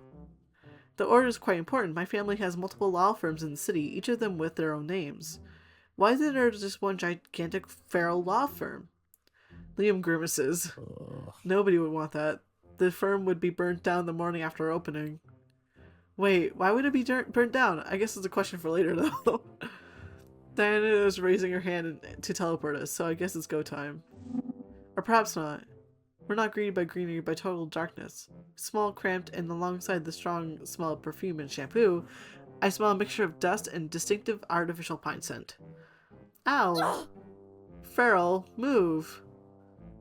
Someone please open the door. I hear a padding sound and then a metallic click. We open the door and come tumbling out one by one. Uh-oh. This isn't good. Liam freezes and slowly pulls out his miracle link. We need to get out of here now. Hold on, I need to refocus. And we need to get out of here now. Huh? Why the rush? I mean, I know we aren't at the right spot, but I'm sure wanting to quickly defeat the nightmare is not the reason for Liam's agitation. As if to answer that question, I notice a sign leaning against the wall. On it is Pharaoh, Tombs, and Pharaoh. So it's the law firm itself instead of the park. And this is one of the last places I would want to be. Liam holds his miracle link up to Diana. This is the park we want. Surely you'll be able to teleport there, right? It's not far at all. At least take us to outside. Outside of here, that is. Outside this building. Poor Liam. Perhaps not directly outside. That might itself be a bit problematic. Either way, we need to leave expeditiously. I think if I, Are you stupid? Are you able to, or are you not? I am, but I'm trying to think of the park and then think more efficiently. Look, Liam, you don't need to be mean. Diana's trying her best. What does that even mean? If you were capable of it, you would know. Hey! Liam, back off. All this talk of efficiency is awfully rich coming from someone as lazy as you. It's not laziness when activities don't incentivize me. Then incentivize yourself instead of getting on poor Diana's case. Liam, I can't say I understand how you're feeling, but Pressuring Diana like this is only going to make it harder for us to get where we need to go. Ugh. We can go to Brazil for all I care. Go to Brazil? Brazil ending. Anywhere is better than here. I'll get us out of here, meow. Diana raises her shaking hand to the air and snaps her fingers. Okay. Razor blades in my brain. Okay. Skip.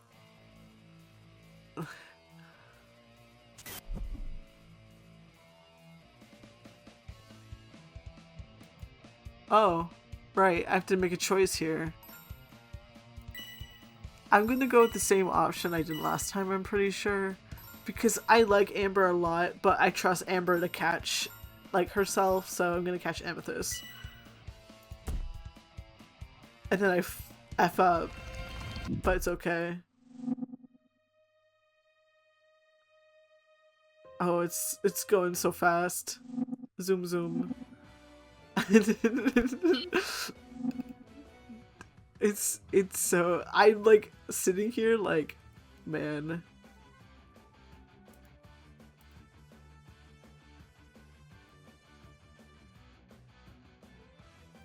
I'm just surprised that like this is weeks of me playing this game, basically. I don't know the first thing about being a leader. Apparently that's required. And then we become co-leaders, apparently. Okay. We're gonna save again. Right here. Episode 9. And then we're gonna go on the date. Ice cream of Alex and Liam. Skip.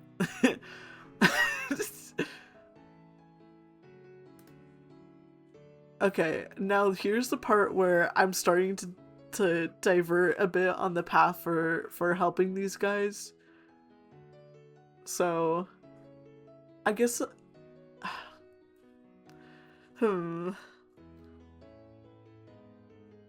Okay, maybe I will choose...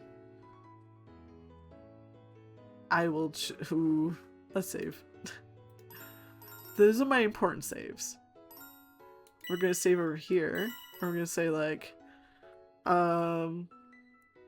the choice.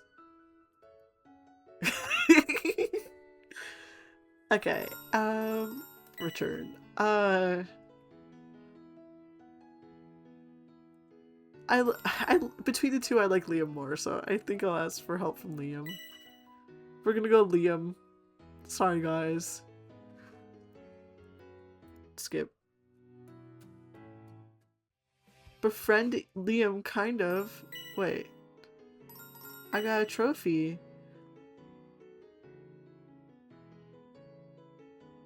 Lost hope.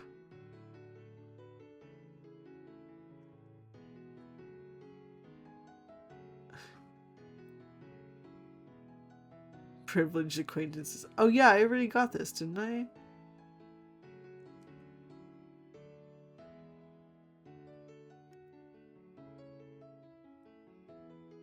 I'm sorry. I'm looking up. Okay, return. We're good. So if we're going Liam, I'm reading the help. Yo, Alex, what's up? What's up, my friend? Just the flashes. They're just grooving around the screen. I love it. Okay. So, apparently something specific will happen in this episode that's different than normal. Oh. Apparently I had enough stuff that it's fine. That it's the same as before, so I'm gonna try to explain it. Well, Skip. Maybe he threatened him? Why do I choose maybe he threatened him? The only possibility I could see with Liam would be Liam bribing Alex with money, but I don't think Liam would actually do something like that, and I can't see Alex as accepting a bribe. Wait, Liam doesn't have to be inspiring in a good way. He can be inspiring in a threatening way. Are you okay? I don't know how Liam was threatening you, but you don't have to do this work for him anymore. We're here for you. Huh? Who in the world would threaten anyone over a student body position? Let's say you didn't threaten Alex. You still reaped the benefits from his hard work while he was putting up posters. What were you doing? If I was being optimistic, you were probably mocking him, disguising it as criticism. He wasn't... But I imagine realistically you were sleeping. He was doing that. And when I think about it like that, it somehow feels even worse than you forcing Alex to do your campaigning for you. Your best friend is campaigning for you, and what do? You nap. You act like you're above everyone else, and you know what? Maybe you are, even though you're popular. And even though you're smart, confident, and hot. Hot? You only you only put the bare minimum amount of effort to get by. What's the point of being a genius when you don't take initiative? How can we rely on you if you're always so passive? Everyone goes silent for a moment. I probably went overboard there, and they're ignoring me for being dramatic, but I'm right. Can't exactly call Liam a bad person. After all, we couldn't have saved Ethan without him, but it just reminds me of how my grandmama had a falling out with her friend. All her friends came to support luncheon except a close friend. And when my grandmama got out of jail after luncheon, she found that friend had started crying, asking why they weren't there. That she thought they were dependable. What? And the friend just shrugged off and said she didn't ask. But I think my grandmama was pretty clear everyone was invited, so that totally crashed that friendship. Because if the friend wouldn't take the initiative to show up for this luncheon that was so important to her, then were they really a friend? I don't know, I think if Liam abandoned us like that, I'd be really sad too. Look at what you did, Four Eyes. You made Red sad and ruined the mood, you know? Oh, hey, look at me, you geek. I raised my head and see that Liam is not looking at Amy, and instead looking outside the window. Seriously? Are you just gonna sit here and ignore us? What do you want me to do? Why did my grandmama go to jail after luncheon anyway? I was wondering that too. What was going on there? What do you think, Einstein? That poor gal opened her emotions up and highlight one of your flaws for you, and you got nothing to say? Liam turns and looks at me. I'm sorry. Liam turns back and resumes looking out the window. Pathetic, you know? Could my grandmama have been littering? I don't think she would have, but why else would she have been in trouble? What kind of apology is that? Man up and start making things better before she starts crying. Fine. Fine, I'll just ask her what I should do. Valerie. He lightly taps my hand and sighs. Could you explain your thinking to me so I can get a figurative muzzle onto Amber?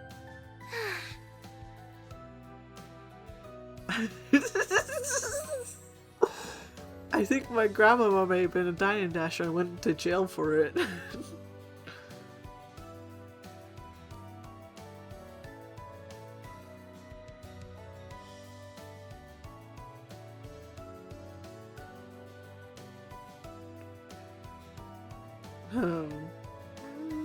Oh, but before that, I was going over how I feel about you and how reactive you weren't around when I need you the most. I think I'd be really disappointed. No, maybe not that. Just really sad. I do have expectations of you, and I hope you can be there when I need you. You hear that, Four Eyes? You better never skip out when the team needs you. Red's heart might break, and trust me, that's the last thing you need when I'll be giving you a piece of my own mind. I think this might just be between Val and Liam. Dude, don't break Val's heart. I don't want every aspect of my life being like this, bro. Just then, the clicking of the lock catches our attention. Delicious. Yo, it's a snack. Awesome. I'm starving. We enjoy our snacks before finishing our study session for the day. Come And on. then it's over. Okay. Excuse me. Pardon me. Okay, so the next part is Halloween. Oh. What, did Alex bribe you a horchata or something? Seriously? Do I seem like I'm controlled by sweets to you? More like sweet girls, ain't that right, Blondie? Amy joins us carrying this is different text. Carrying a huge bucket of sweets in one hand and a plate of food in the other. You know?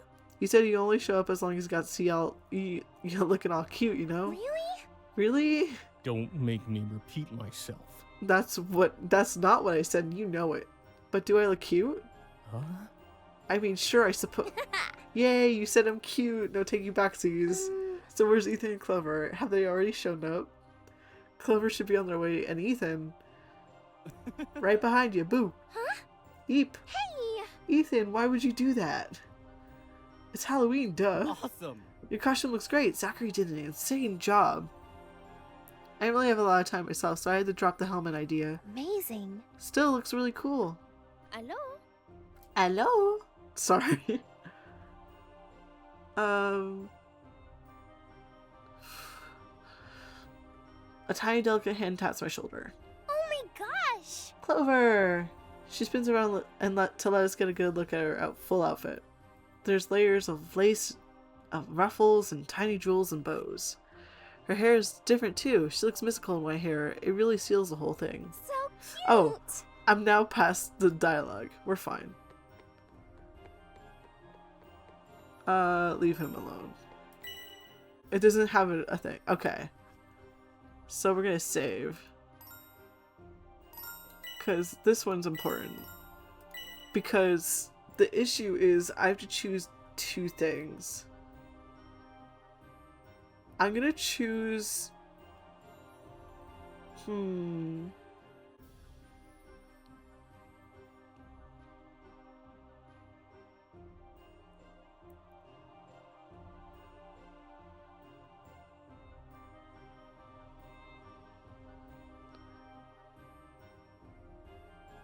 Okay, wait, what do I have with Clover right now? Yikes. I think I need to go cheer on Clover. Okay. Skip. Oh, but I want to interact with the other dialogue so bad. Is she Alex's girlfriend? Oh please, Alex is just playing with her. She's no one special. That's not what Brianna told me. She said she saw her coming out of his house once, like she met his mother. What are you talking about? We're just friends. We're study buddies and partners in English class. See, I told you, Brianna was just acting insane because she's mad that he didn't want to go out with her. What is with these girls? You're not friendly with these lunatics too, are you? Kind of. I guess our acquaintances. Stay away from them if I were you. Don't anything about that annoying freshman girl. Okay, wait. This is skippable. Stop talking about her like that. Okay, now I skip over a whole bunch more dialogue.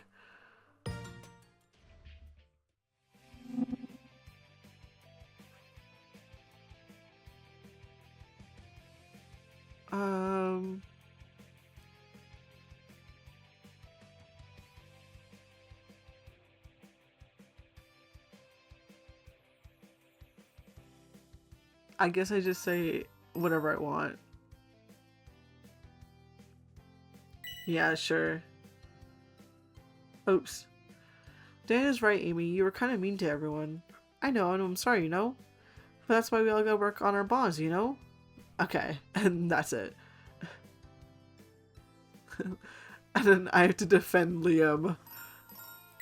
I'm sorry, Sophie. Forgive me. I stand up and cut in between the two of them bickering. Sophie, cut him a little slack though. I understand that he might not be the greatest member of the team to work with. He's utterly impossible to work with. Right, but he's still trying his best, I think. And some of that stuff wasn't his fault, like when he couldn't transform. The whole hero thing can be scary and confusing. You can't blame him for messing up at first. Okay, and then I have to choose... Oh right, Sophie and Amy don't exist right now. So I choose Clover and Liam. Team up with Liam and Clover. I'd really like to get to know the two of them much better.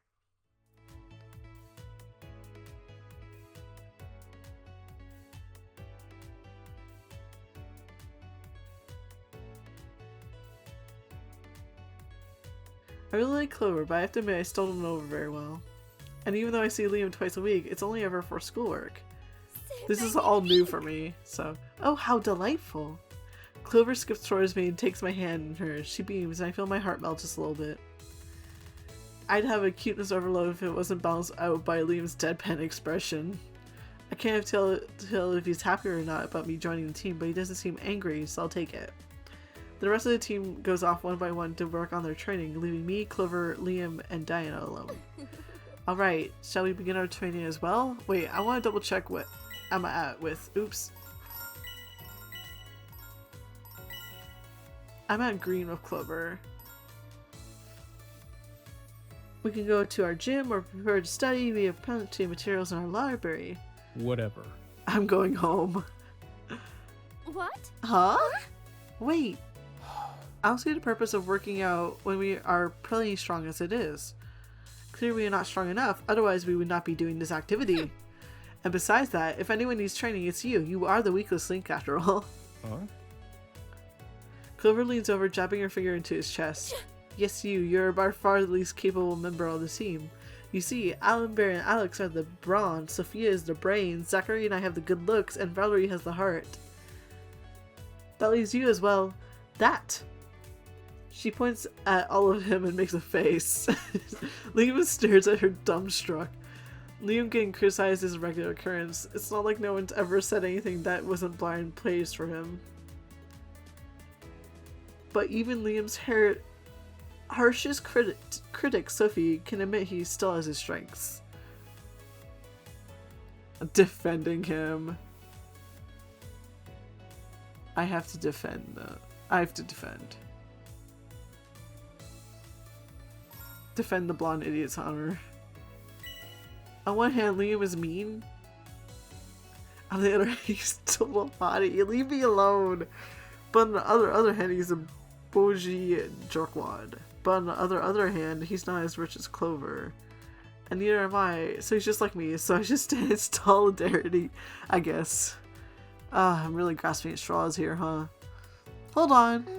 Liam might not be as strong as Amy and Alex, and he might not be as friendly as me or as rich as you. Huh? What does my economic class have to do with my capabilities as a team member? I elbow him in the side and make a face. Come on, I'm trying to be nice here, you goofball. But Liam is a genius. That's gotta count for something. And I think he's pretty hot. Oh, I'm sure he could clean up rather nicely, but as he is now, he's all face and no style, and a fairly average face at that. And I doubt like an airhead like him is all that intelligent. Liam twitches and I hold back a snicker. I know it's not true, but seeing someone else, especially Liam, get called an airhead for once is a bit funny. That is. Wait a second. I have a perfect 4.0 GPA and I consistently get the top scores in the state. I think he's lost it. I've never heard Liam brag. He usually just lets people like me do that for him.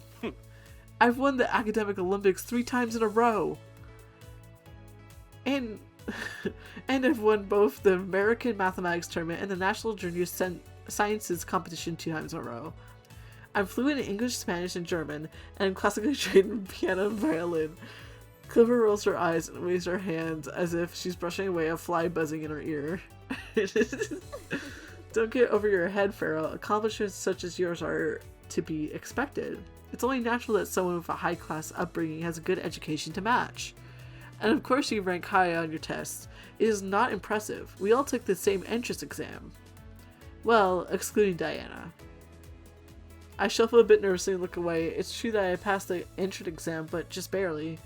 Although, I have to admit I feel a bit ashamed as well. I kind of just assumed she paid her way into the school.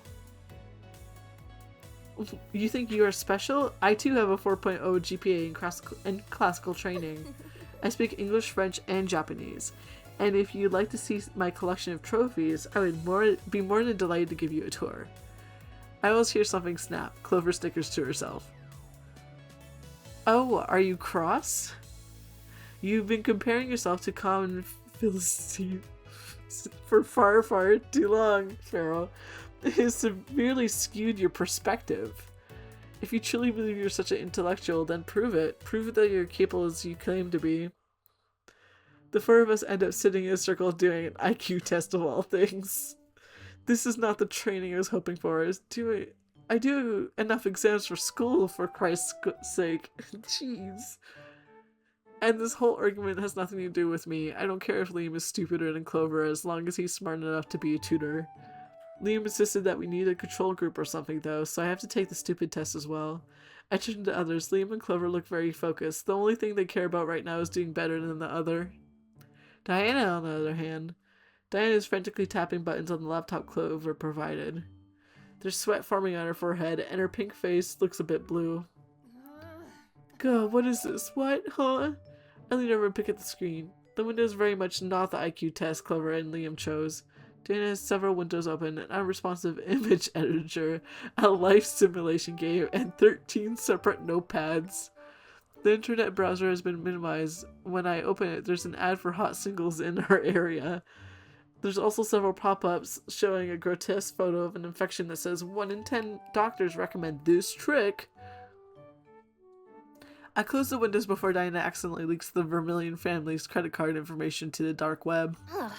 This is so stupid. I shut the dumb test and pass the time playing rhythm games on my phone instead. Hot anime guys never make me do stupid tests. I love rhythm games so much. I finished! Oh, it took you that long? I've already been finished since 10 minutes now. So you rushed. I hope the results of your test do not reflect that. The two of them compare results. Liam smirks and Clover scoffs. I'm guessing Liam got higher or something. I guess. Whatever. That proves it. Are you satisfied? I tap the gacha button on my screen. The banner this time is Ultra Rare Kiriga. Oh please, you must have cheated. Ka-ching! The screen flashes showing the idols I pulled. Lots of comments to be expected. 10 pulls always have a lot of crap. Oh, I get that. I used to play gacha games. You just won't be satisfied until when it's our time for the big one. The game rumbles and gives one last colorful splash. It's a super rare idol, Ren. What a ripoff. See, Valerie even agrees with me. Agree, huh? That the test must have been poorly made. That's why you're still struggling, no? I stopped taking that stupid test ages ago. It was boring. See? It had nothing to do with the composition of the test and everything to do with your academic abilities. Sophie says those tests are dumb and only measure how good someone is at taking that specific test. See? You must have just taken the exam before. Who cares? There's more to being smart than being good at a test. An IQ test can't show how good you are at playing an instrument or cooking tasty food. Of course! Oh, what a wonderfully genius idea, Valerie. She's correct. We must measure our abilities outside the results of tests. That is not what I said. Interesting. Oh, alright. If you want to so badly be defeated again, I'll gladly accept your challenge. Liam, it's not that serious. We're supposed to be getting along better, not fighting. You're awfully arrogant. You do not even know what the challenge might be. Doesn't matter. I'll still defeat you in anything you throw at me. Oh, alright then. You're a musician, correct? Well, let's see which the two of us is better. All my staff just... No. No, asking people who rely on you for their salary to judge, that'd be insanely unfair. Fine. Does not matter. We can compete at school then. We'll have the music teachers judge us.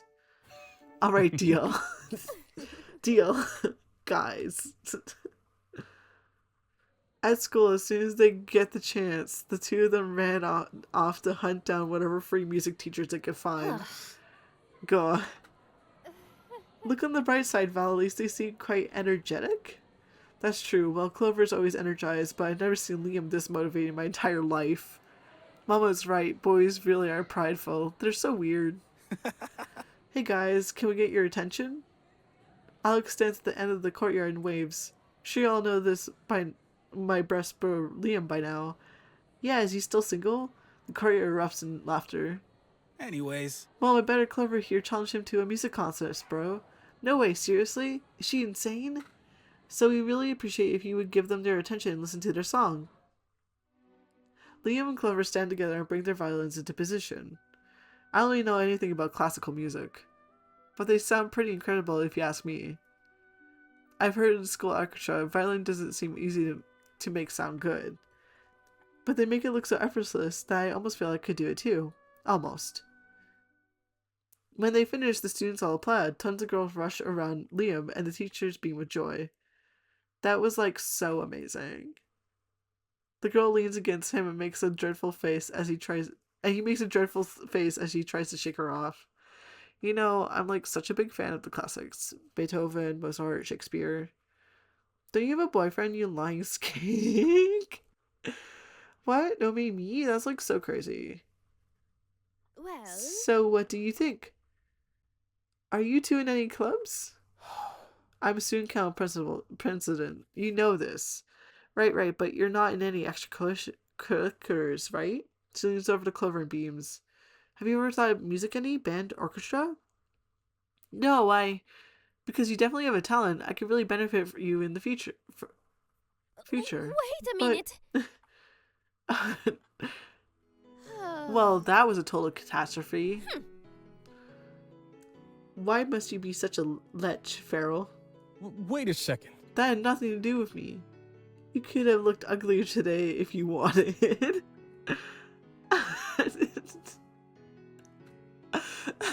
That wasn't his fault. Liam can't help it. He's just really bad at being ugly. I stand on my toes and grab his face, squishing it in my hands and pulling him forward. Back up. Just look at him. Don't do that. I appreciate the compliment, but never grab me like that again. He pries my hands off him and groans. Valerie, I've been meaning to tell you this, but you have horrible taste. Unfortunately, we are not doing a contest of beauty. I would definitely not allow you to be the judge. I bet you can give a nasty mongrel like Amber the top prize. I jump back a little. Would I give Amy top prize in a beauty contest? I don't think I would. Wait, would this beauty contest have a swimsuit portion or... Shh. Get it together, Val. You still have some dignity left. I probably wouldn't do that. Maybe, I hope. Diana nudges me in the side and makes a very concerned face. Wait a second. You definitely wouldn't, right? Right. Because that'd be really weird. Extremely. Seriously? Your compliments towards me somehow feel like they hold far less weight than they did before. Wait, I want to see how we're doing. Okay, we got Clover to 4. Liam to 6. Liam seems like a totally different person than we first met. He's one of my most loyal and dependable friends. Aww. We are friends with Harvey. In any case, back to the subject of our contest. We cannot rely on students and teachers to judge us. We will have to rely on something else. Try something else. Hey! No, you guys don't. We have to do training. They ignore me and chatter on about what their next challenges should be. Pant. Huh?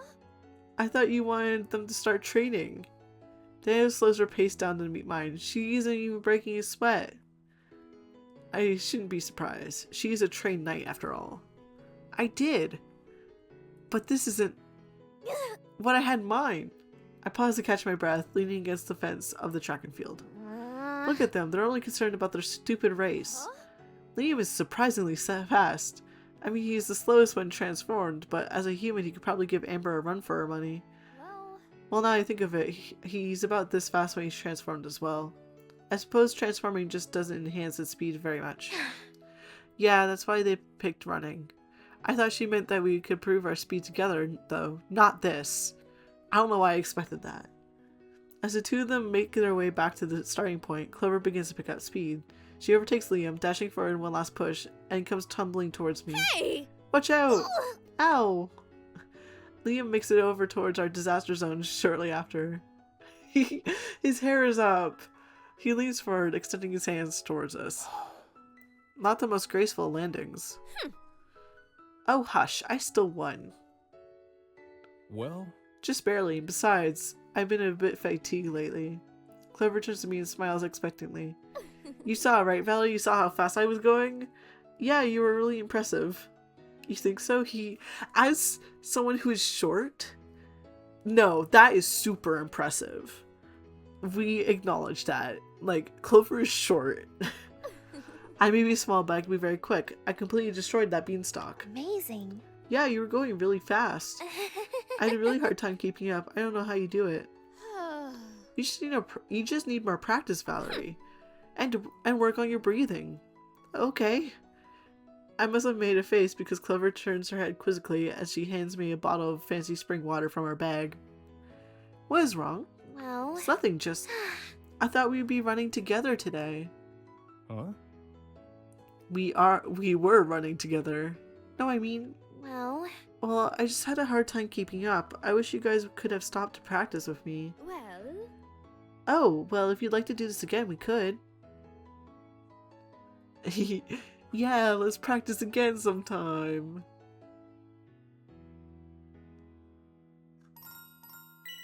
Yeah, okay. Just try not to leave me in the dust next time. I see. Alright, I apologize for that, Valerie. It was not fair. Next time we can run together for real, okay? And I will help you get faster so you may also show that skyscraper who's boss. She smiles and takes my hands in hers. Okay. I glugged on that water Clover handed me like my life depended on it and sighs. Well... Sigh. Alright, so now what are we going to do now? It's settled, right? Clover won. Huh? Settled? I told you I was fatigued today. The results don't count. What? That's not how it works, Pharaoh. You should not have agreed to a race if you were too tired to give it your all.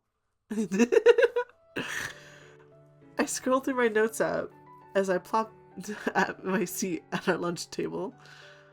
After a race, the contest didn't stop. Liam won at soccer. Clover won at volleyball. He beat her at chess. They tied at putting together puzzles, and at video games, I won that time, although Clover did win second, so I gave her that one. I sighed and took a bite of my lunch. Whatever, whatever Zachary's got going on smells insane, though. Thank you so much for bringing me lunch again, Alex. We were kind of short in cash again this week, but hopefully Paulina will make a lot tomorrow night. You're coming over, right? We have to do some shopping first, of course, but it should go way faster since I don't have to take the train. Of course, bro. Sure thing, bro. I'll drop the kids off first. I'll meet you at your house tomorrow, okay? Alex and Zachary seem to be getting along. If only I could say the same about these two morons. Hey! I won's King's Corner, Pharaoh. Just admit it already. Come on! Would you guys just drop it already? I don't even remember why you guys are fighting anymore. It's to prove I'm the most capable member of the team. What is the score so far, Valerie? Ugh. I got some no apps on my phone again. Well... Liam won at King's Corner. Told you. So you guys are tied now. Clover won at Double Dutch and it evened out the score. Huh? I won at Double Dutch. No, you didn't. Yes, I did. Come on! How long are you guys gonna keep this up? We're supposed to be training. We went running, and the weightlifting was more than enough training, was it not? Oh, but I do suppose it's about time we end things. We've done 24 competitions so far. 25 will be the last one, for sure. Leave us alone. Alright then.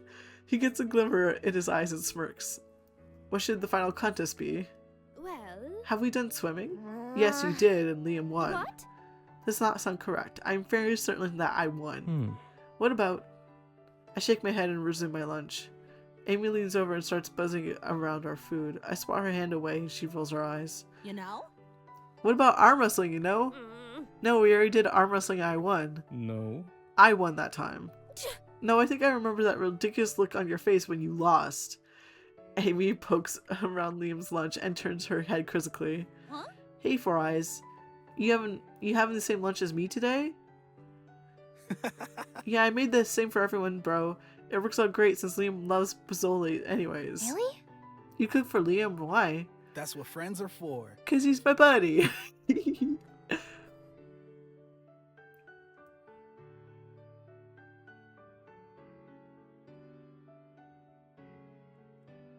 He smiles and says that it's so matter-of-factly, as if a normal everyday occurrence for friends to cook their friends' lunch. I almost begin questioning if I should be bringing food for everyone as well, but Alex's food looks better than anything I can make. Besides, I love cooking, bro. I'll bring you lunch too if you want.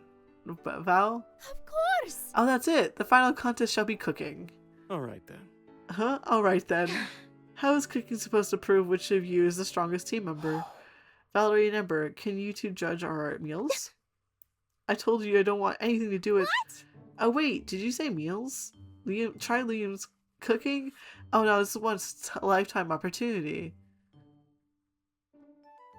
I'd literally kill to eat his cooking. Sure. I heard Liam's an insane cook. I'd give anything to taste. Oh, yummy. Of course I will. When are you guys gonna start? Can I go over and help you? Can I? Seriously? Perhaps I should have asked Alex. That would be unfair. Alex is your best friend. Hey now, I wouldn't let my friendship cloud my judgment, bro. If we're being honest, Alex would probably be a much more fair judge than Valerie. She's been so rude to me this entire week. Huh? What did I do? You've been so unfair. You've been taking Pharaoh's side the entire time. No, I haven't. It's not unfair. Anyone with eyes and a working brain can see that my skills are unmatched. Valerie's biased. She's a biased judge. She pouts and grumbles, kicking her foot around in frustration. You're breaking the rules of girlhood. Wow, girlhood.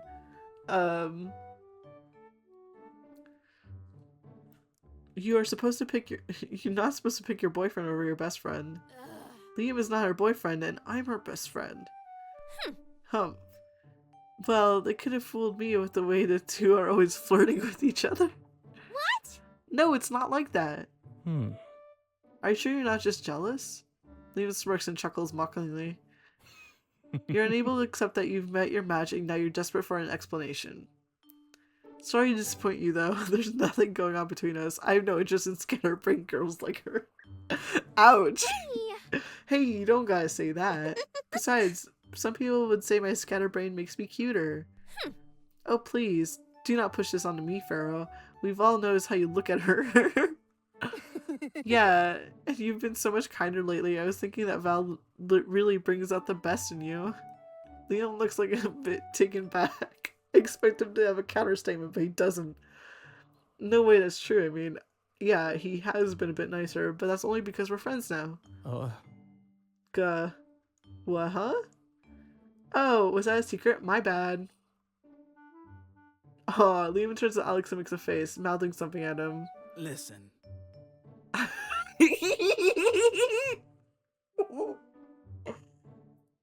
Oh, poor guy. Get messed with. I'm not sure what you want me to say, dude. He turns away from the rest of the group and mutters, That's all. I'm just a tutor, that's all. Right. Well, In any case. moving on. As for the contest, we'll meet at Valerie's house on Friday.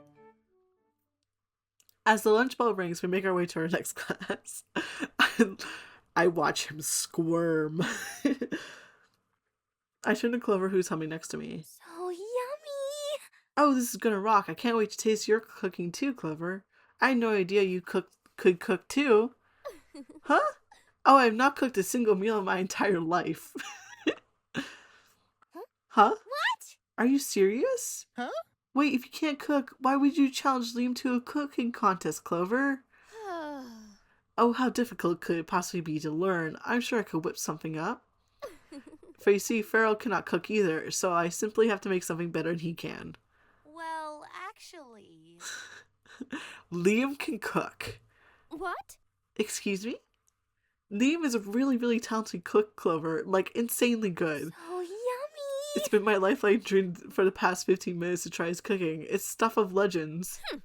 You are playing a prank on me. Why would Alex cook his meals if he's such a talented chef? Sophie grabs Clover by the shoulders, I remember this, and begins shaking her frantically. Clover! Liam is lazy! He won first place in the Little Cookie Master Chef Championship his sophomore year! Sophie, calm down! Did you think everyone was just joking when they said he was a genius? He's just lazy. He's so lazy it's ridiculous. I pry her away from Clover, who looks as if she's turned to stone with shock. He's won the Ultimate Cooking Kingdom competition 3 times in a row, Clover! 3! Why on earth would you think you could stand a chance against him with 0 kitchen experience? Val didn't even make it past the first round when she tried, and she's the daughter of bakers! Sophie, she doesn't need to know that last part. Clover looks completely devastated. I feel a little bit bad for her. Oh, why did you guys let me do this? Huh?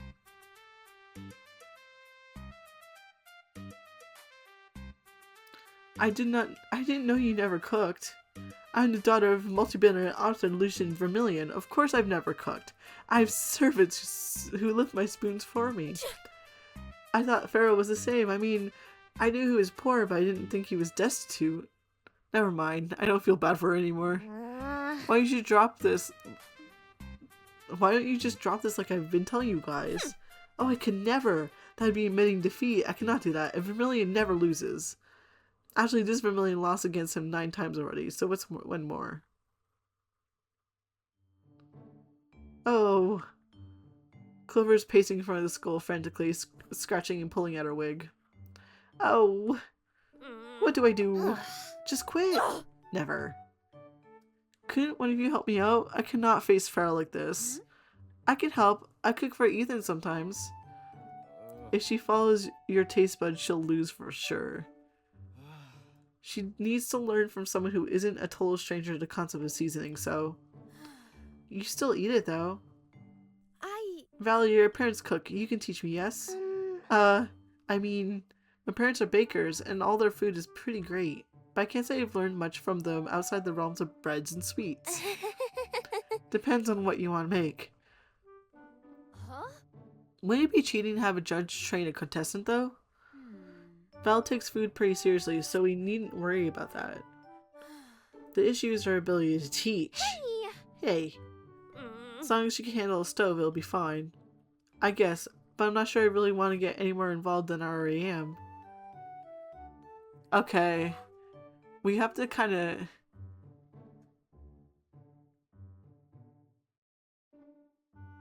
I'm just...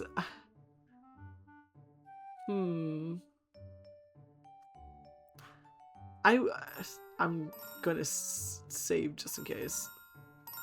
We're gonna go down this side for Liam here. I'm gonna agree to help just in case. There we go. Well, it's not like I can stop them anyways, and I don't want Clover to totally humiliate herself. I got it. Okay, I'll help. Thank you very much. Thank you so much, Valerie. You won't regret this, okay? And as her driver pulls up, she drags me to the back seat with her, not giving me a moment to react. After a while of driving Clover, we finally made it to Vermillion Mansion. Probably would have been better to just teleport. We're not exactly swimming in time here. But at least we only had to drive from the school to her house. When we drove from my house to hers the first time, it took way longer since I lived further south. Clover practically drags me through the halls of her home, not once stopping to greet any of her staff. Oh, Clover, what's the hurry? You are really so hungry that you cannot wait for Miss Edwards to fetch something for you? Clover's older sister walks towards us looking absolutely enchanting. Lotus is quite possibly one of the most beautiful women I've ever seen in my entire life. She's like real life royalty. If Clover is a little princess, then Lotus is an elegant and regal queen. I can't believe such women actually exist in real life. Woman! And to think she's retiring from superstar life for something as unglamorous as the business world. We are practicing our cooking. Huh? Pourquoi? Well, Her and another friend are fighting over who's the best, and they decide to do a cooking contest. Is that so? Are you sure that is a good idea? Oh, hush, Lotus. Everything will be fine. what? Valerie, what on earth have you done? This is absolutely dreadful. She jabs her finger towards the now cluttered kitchen island. I'm gonna check. Okay, we have a lot of hearts with Liam, and we have like 5 with Clover. We're pretty good. I feel bad. I miss you, Zachary.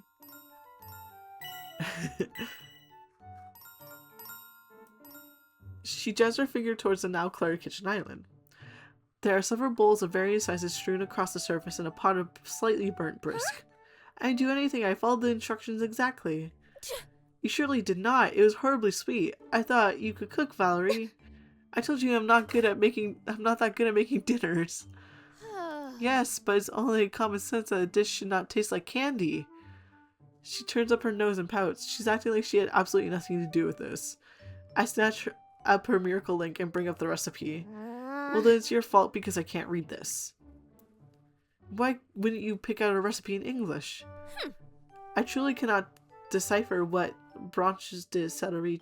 You truly cannot decipher what branches de celery translates to? Even a blind dog could figure out such simple phrases, Valerie. Come on! I'm not talking about that. I'm not stupid. I've never seen half of these words in my entire life, Clover. What does goose de hatchie supposed to mean? She jabs her perfectly manicured little finger into my chest and scoffs. Goose de an. Ah, I see. Chopped garlic. I cannot believe this. Hello, I just wanted to check in on the two of you. Lotus pokes her head into the doorway and waves. Oh dear. Her eyes scan over the total disaster zone we've created in their enormous kitchen. Would you like some help? Amazing. Wow. Lotus's hand movements are totally legit. She's like a total pro. You're really good at this. She giggles and she presses her hands down on lobster tails. Clover shudders in disgust at the sound of the cracking shells. Suddenly I'm considering becoming a vegetarian. Well, you probably won't ever have to worry about cooking your own lobsters after this, Clover. I should hope not. This is why we hire other people to do the cooking for us. She pouts and resumes clumsily peeling the carrots. I'm surprised though. How come you're so good at cooking, Lotus? This family has never had to lift a utensil in their entire life, so there must be a reason Lotus has kitchen experience. Oh, this is my secret skill. She giggles and pumps her fist in the air. I used to participate in quite a few pageants when I was younger. She smiles and she gathers the lobster shells and returns them to the pot. And oftentimes, I would need to present a special talent during a competition. I quickly realized that none of the girls I was competing with had any household skills. Many of them were quite wealthy after all. She makes her way back to the island and begins chopping the tail meat. I decided that being able to cook would make me stand out amongst them, and I was right. The judges were always quite impressed whenever I got a chance to show off. Clover groaned to mix a face. I can't believe I completely forgot about that detail. You just got nervous and it slipped your mind is all. It happens to the best of us. Well, it happens to you, Valerie. She rolls her eyes and resumes chopping the celery. The cut pieces are inconsistent in size and shape, and unlike her older sister Lotus, Clover's skills with a knife are much less confident. Amazing. But your sister is pretty incredible, isn't she? I return to Lotus, who has gathered the vegetables Clover has chopped and is sweating them in a large soup pot. Oh, okay. Of course she is. She's a Vermilion after all. Our family excels at everything we put our minds to. Which is why I have no doubt in my mind that I'll absolutely destroy that vivacious, arrogant Connor tomorrow. She puffs out her chest proudly and her sister taps her on the shoulder. Clover, be nice. Clover snickers and sticks her tongue out playfully.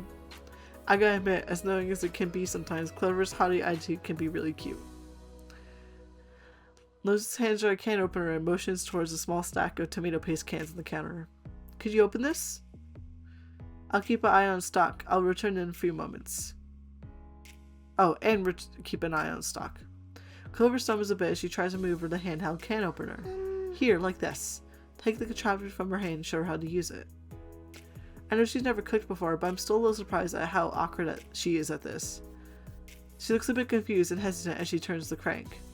How do you expect to win this? Is she underestimating the enemy? Or is she really just so arrogant that she convinced herself she stands a chance against him despite her clumsiness? I'm taking a sip of water. I'm dying.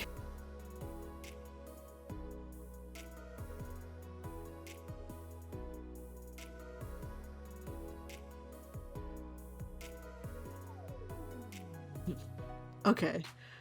Hydrated. I just don't understand why you're being so hard-headed about this. You don't have to go through this with this contest, you know. I've been telling you all week to knock it off anyways. I told you already, a Vermilion never backs down and a Vermilion never loses. She takes the open cans to the stove and begins spooning the tomato paste into the pot. So what if I'm a beginner? You are not much better than I am, Valerie. You are hardly a master chef yourself, and yet I recall Sophia mentioning that you also entered a cooking contest before, did you not? Yeah, but it's a different case entirely. I want to open my own bakery someday. That's always been my dream. Clover's only doing this to prove a point against Liam. Well, that's because I love cooking. I know I'm not good yet, and I knew I wouldn't win, but I wanted to give it a shot. She places the empty cans on the counter and begins stirring the mixture. You and I are more similar than you realize. Well, I may not be as passionate about cooking as you are, but I do very much enjoy challenging myself. Surely you feel the same as I, otherwise you wouldn't have entered any competitions, no? You would have been satisfied without putting your abilities to the test. She stands on her tippy toes and points to a bottle of brandy on the shelf next to me. Reach that for me? She pours some of the alcohol in the measuring cup and makes a face. Is this right? I peer over the English recipe Lotus pulled up for us. Yeah, looks like it. She lets out a sigh and pours the liquor into the pot. Maybe I will not win against Pharaoh, that is fine. I understand that if he is truly as skilled as you say he is, then it's a bit of an unrealistic expectation. However, I have my pride as a lady after all. To give it so easily would be shameful. She pours the lobster stock into the veggie mixture and lowers the heat. The two of us wait in silence for a few moments. I might not be as competitive, Clover, but I knew when I entered that contest back then. I knew, wow, this sentence. I might not be as competitive, Clover, but when I entered that contest back then, I knew I definitely wouldn't win. I still want to see how far I could go, though. Me and Clover are really alike in that way. Clover checks the time and stirs the brisk mixture. Her movements have become just a little bit more confident. As I peer over the pot, she practically shoves a spoonful of the brisk into my nose. Taste it! The texture isn't quite smooth, but we haven't blended the mixture yet, so that's to be expected. And thanks to Lotus's help, the flavor isn't nearly as sugary sweet as it was the first time. But there's a slight bitterness to it. We must have burnt it a little bit. well, It's pretty good, a little burnt though. I see. I see, well this is just a practice dish after all. She retrieves an immersion blender from the counter inside. She dunks it in the pot, a bit of the liquid splashes onto my nose. Well, You know, I'm shocked that someone as stubborn as you would ever entertain the idea of giving up. Huh? I wasn't aware those words were in your vocabulary. After all, you're the one who inspired us to keep fighting and save Ethan. And you're the one who managed to convince that bull-headed blonde to join our team. I'm a bit stunned. To be lectured on the importance of never giving up, that is so not me. That being said, this is no longer about defeating Pharaoh. She turns her gaze towards me. Tomorrow I shall show you what a Vermilion is truly capable of, Valerie. Her eyes are practically glowing with a fiery light of determination as she says that. Clover is usually really cute, but right now somehow Clover looks absolutely magnificent. I'm looking forward to it. Yay! I take a peek into the kitchen to check on my contestant. Liam is currently stirring the mushrooms over at the stove. He's got a little apron. He's so focused. I wish he could be like this more often. I mean, he's usually very serious, but in a different way than he is today. Right now he seems really energized, and it makes him look all the more handsome. If he wasn't cooking, I'd totally hit on him. Leave him alone. Let him cook. But Liam isn't the only one who's extra attractive today. I took a look at Clover fumbling with an immersion blender. Despite her awkwardness in the kitchen, Clover has a fiery look in her eyes. She's so cool right now. I'm completely enchanted, and I could tell I'm totally blushing. This isn't good for my heart. Two completely gorgeous people in my house, and they're cooking for me? This is like my one greatest fantasy come to life. Granted, they're not technically cooking for me. I'm just a judge, and I'm not even the only one. But for now, I'm choosing to pretend they are cooking for me. Now, if I only came up with a good excuse to get the two into some cute outfits, hee hee. delicious.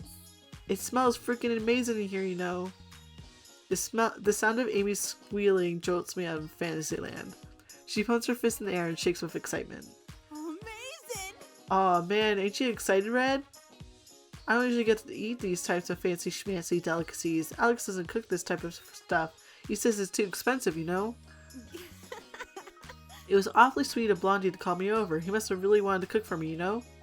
He's such a softie. She grins and I hear a sound of something clanking against the floor. Liam bends over and retrieves his spoon from the ground and shudders in disgust. I promise you, my request is not backed by any sort of affectionate feelings towards you. Little bro. Yeah, you don't gotta be shy, Blondie. I know you look up to me. The two of us were practically brothers, you know? Please shut up before I vomit into the duxelle? I don't know. He mutters something under his breath and returns his attention towards the stove. He's got a real ugly expression on his face now. That gorgeous look in his eyes he had before is gone now. Oh well. Decided to go back out into the bakery to wait for them to finish. Maybe Mama will let me get a snack because I'm really getting hungry. After a long wait, the two of them finally complete their dishes.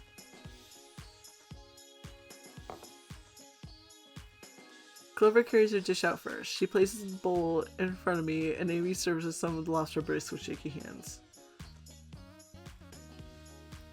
She then gives us each a slice of garlic bread and steps back, shuffling her feet anxiously. Okay, you may try it now. I bring a spoonful of creamy soup to my lips and lightly blow. When I taste the bisque, the first thing I notice is that it's quite a bit saltier than the one she made yesterday with Lotus. It's also not as thick as I thought it would be. The garlic bread is also burnt on the bottom, but it's edible. The lobster meat isn't half bad. She did a good job making sure to cook it just right. And Clover has never cooked at all before. I'm impressed. She did a much better job very first time in the kitchen, that's for sure.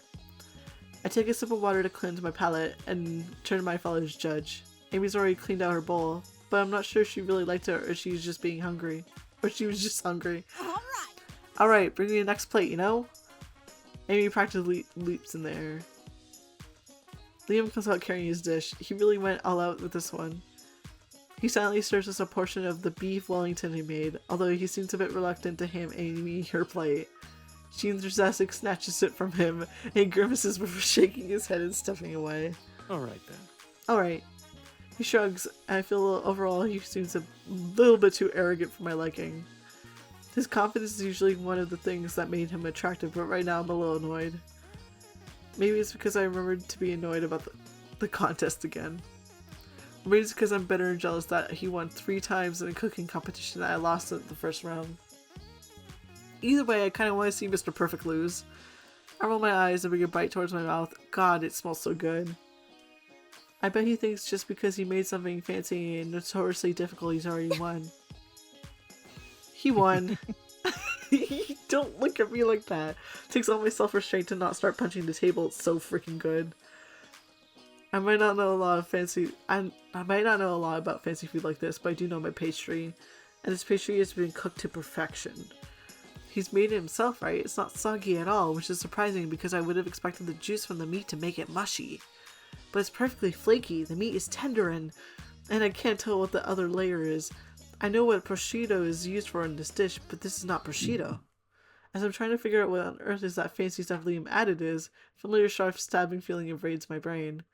No, this time it's worse. My stomach twists and I gag a little bit. Crap, is it another monster? This feels way worse than usual. I can barely hold it together. Must be really close or really strong and if I'm feeling this bad. Oh, we're gonna have to put lunch on pause, you know. There's a nightmare on the run.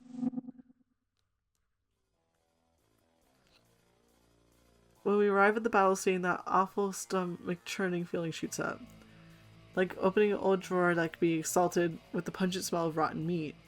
We're also greeted with something very surprising. 2 of them? One of the monsters looks like a snake and resembles some sort of badger. The most surprising, however, is the fact that they're attacking each other. The badger-like monster is lunging and swiping at the snake-like monster. Ha, look at that, you useless half-baked goblin. What did you say? Shut up the hell up, you idiotic ogre. The snake nightmare slithers to the side, dodging the badger. The badger screeches and begins to flail violently, snapping at the snake even more aggressively than before. Look, stupid, you better learn to control your monster. This is exactly why you got suspended. Huh? What on earth are those 2 doing? Who cares? They interrupted our contest. You should be happy they did, seeing as you were about to lose. What? Lose? Valerie nearly gagged on your dish. That was because of... I set my hand over my mouth and look away. What he doesn't know won't kill him. Because of what? Nothing! Anyways, let's get this over with and quick. Right. She turns to Liam and flashes a smug yet mischievous face. A crystal warrior as slow moving as you might want to sit this one out. We want to get this done quickly after all. Seriously? Are you doubting my abilities again? What? Oops. Did not mean to hit that. What? Hey. Clover, Liam, I thought you 2 were done. Self-voicing disabled. Yeah, I'm sorry, self-voicing. The competition's not over yet, Val. We shall consider this a bonus round. Interesting. Why not? It'll make things interesting. Crystal Heart Revolution! They transform and dash towards the monsters. Wait, we have to. They're so silly. Make a plan. I groan and shake my head. Come on, guys. So what's the plan, Diamond? I really don't know. Amethyst quickly overtakes Emerald and slams the badger with her hammer. Oi! Huh? What the? Huh? When do those chumps get here? Do something, you stupid half pint. Me go. Attack! Fine, and Nightmare attack the girl. The snake directs its attention towards Amethyst and lunges forward, snapping and hissing at her violently. their guts out! Tear pretty boy's guts out, Nightmare. The badger lunges forward and swipes at Emerald ferociously. They need help. well, it's the consequences of their own actions. Oh, like, I would. But I'm supposed to like Liam, so I'm gonna help Liam. Oh my god. Emerald, get out of the way! He shoots me a dirty look and slides over, just barely managing to dodge it. He is moving fast for a human. But fast for a human isn't gonna cut it in a magic fight. He needs help. No. I think Amethyst be having trouble. Sapphire, can you give her a hand? Garnet, you're fast. Help me back up Emerald. All right. Sure thing. Garnet dashes forward towards Emerald and knocks him out of the way of the badger.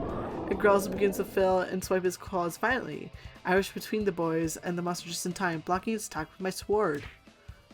Garnet leaps forward and kicks the monster away, sending it flying. This is so silly. Emerald winces and shakes his head. A little thank you would be nice. Seriously? Thank you for elbowing me in the gut and slamming my head into the pavement, Garnet. I really appreciate it. Of course, bro. Anytime, bro. If I had a less sharp and stabby weapon in my hands, I'd throw it at Emerald's head. Instead, I just shake my head and drag him over to the rest of the group by the cravat. Come on. Come on, we have to come up with a plan. We join the others and huddle just out of sight. I loose my grip on Elmer and groans, readjusting his collar and brushing off imaginary dust from his tie. Do I look like a dog to you? That would be an insult to dogs. The snake seems a bit weak against cold, which makes sense. But in this case, it moves too quickly to freeze in place. I only managed to get its tail. We have to disorient it first. We should be careful in case it's venomous. What about the other one? That one looks like a badger. They're known for being particularly aggressive animals. They're also very fast. I know that's for sure. I really don't like aggressive animals like that, but Sophie was really into badgers at one point. They're kind of insane. So we have to deal with two nightmares, and they both have speed on their side. What are we going to do? Emerald can't outrun those things, and they move too quickly for either him or Sapphire to properly restrain. Maybe a trap? Should we try to trap them at the same time, or... As I'm pondering, I notice something. The two monsters charging around trying to find us. They look confused, which is weird because our hiding spot isn't that hard to find. But even more notably, even though Opal and Onyx told them to fight us, they're still snapping and swiping every time they get close to each other. That's right. Oh, right. I remembered something. Corbels and honey badgers hate each other, and Onyx and Opal were using them to fight each other, right? I think these nightmares are the same. We could distract them and make them fight each other. They'll get weak and we'll take them both out at the same time. Liam and Clover couldn't think of anything else but the rivalry, and they don't even want each other dead, I think. All right. Great idea. But Onyx can control his monsters pretty easily. What if he doesn't fall for it? I stop over towards where the two nightmare agents are bickering. So why did you bring that shrimp along, Opal? Did you get stuck babysitting? Huh? Huh? Perhaps Onyx was too scared to fight alone. What? Surely that's not the case. I mean, Opal is much bigger, stronger, and manlier, but I'm the one babysitting him. Even I'm not dumb enough to believe that. Ha. Opal holds his stomach and begins cackling. Shut up. I'm not a damn kid! I'm not a little kid, I'm older than him. I find that a little hard to believe. Opal is much more capable as a fighter. But if you're truly such a man, then prove it. Alex clenches his fist and shakes with anger. I'll show you. Nightmare, destroy that incompetent freak's monster and then kill those kid brats. And there you have it. That was too easy. Alex's snake monster jolts and slams its body into Opal's monsters. What the hell? What the hell is wrong with you? The badger monster viciously chomps and strikes at the snake, and the two of them launch into a full-on brawl. We were just trying to provoke them, but Opal's monster really does seem a lot stronger than Onyx's. It's lunging and biting at full force, twisting and contorting its body to claw its opponent and at every opportunity. I wince a bit at the violent display. I don't know if nightmares can die or bleed, but I really don't want to find out today. Let's end this already, please. I'm way ahead of you, Diamond. Alright then. Let's make this quick. Amethyst dashes forward and slams the badger from Mallet as hard as she could possibly can. Emerald steps backwards, putting space between him and the monsters, and summons his bow. He begins firing around the two nightmares. I feel the ground start to rumble slightly, and several vines slither from the earth. Well, Alright! I close my eyes and shake my head. I got this. Take off and rush in towards the enemy, sending my weapon. Rose Crystal Sword! I can feel the energy pulsating through the hilt of my sword.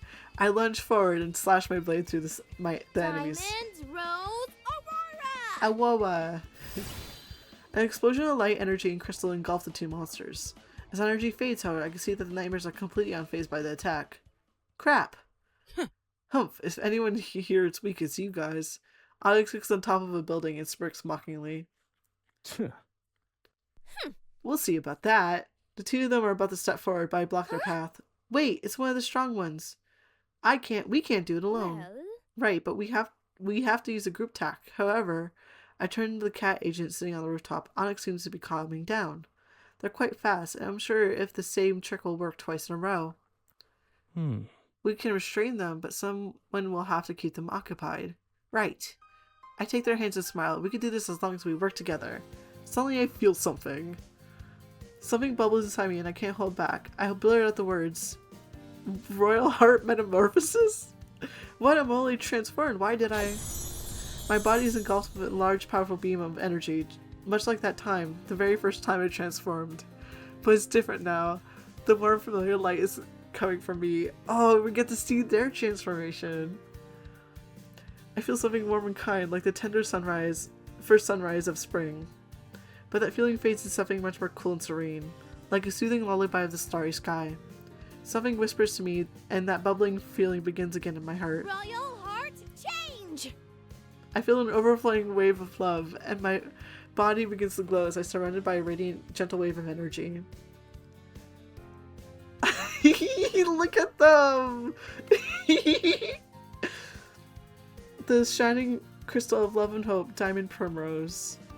The shining heart, a crystal of kindness and loyalty, Emerald Primrose. Yay, the shining crystal of fantasy and starlight, Amethyst Primrose. I feel the beautiful yellow flowers bloom under my feet. I feel like I'm dancing among the stars. The three of us hold out our arms, and I hear a soft whisper in my heart. Midnight Blossom Aurora. I feel a cool breeze beneath my feet, and I'm surrounded by swirling lights. Then a blast of colorful flowers and stars suddenly bursts out from our hands. The two monsters dissolve away, and the heart jewels they once held drifted off to find their owners. This is all your fault. Mine, you're the one who... The two of them teleport away to continue their screaming match at wherever it is that those weirdos hang out at. I suddenly feel weak. My transformation dissolves on its own and I collapse to my knees. The other two follow behind shortly after, leaning their heads against my shoulders. I turn to look at them. Liam looks very at ease, but Clover, she's twirling one of the small yellow flowers between her fingers. She's smiling a bit, but she looks like she's about to cry. Hey Clover, are you? No way!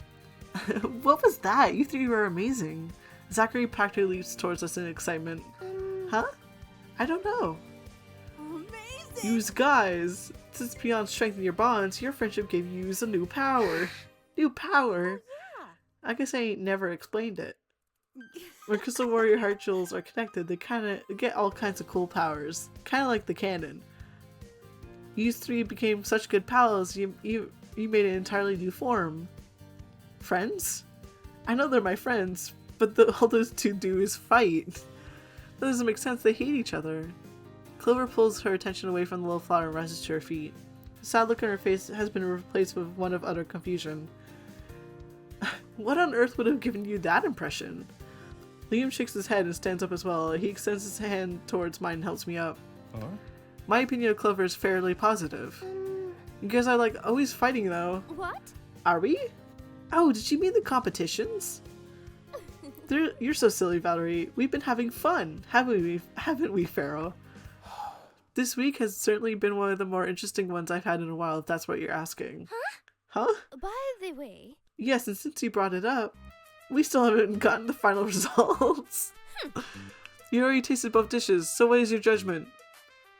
Well, I twirl my bangs between my fingers and avert my eyes.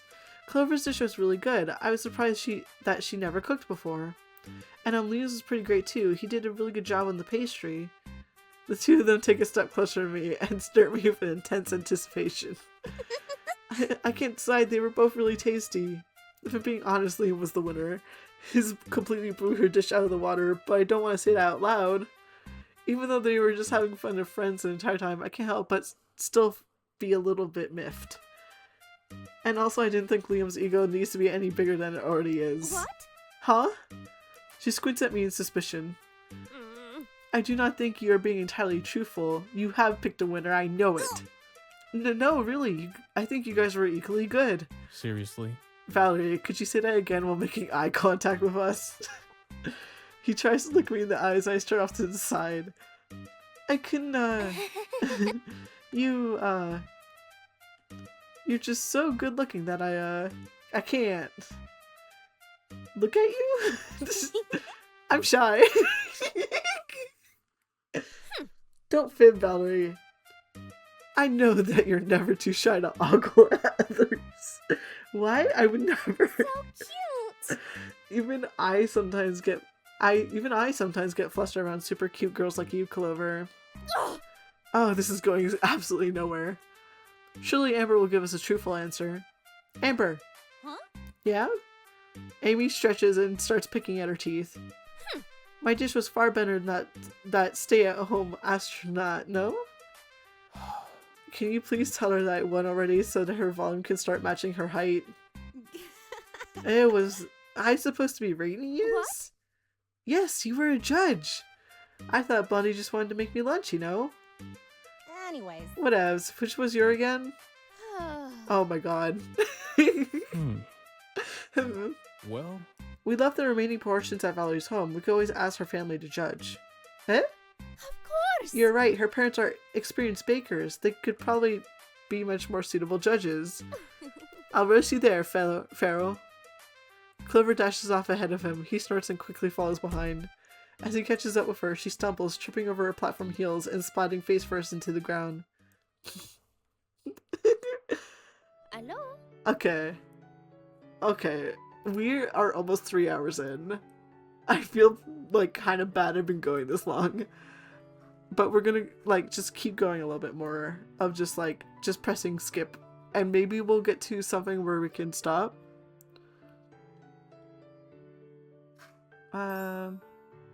What about Chandra?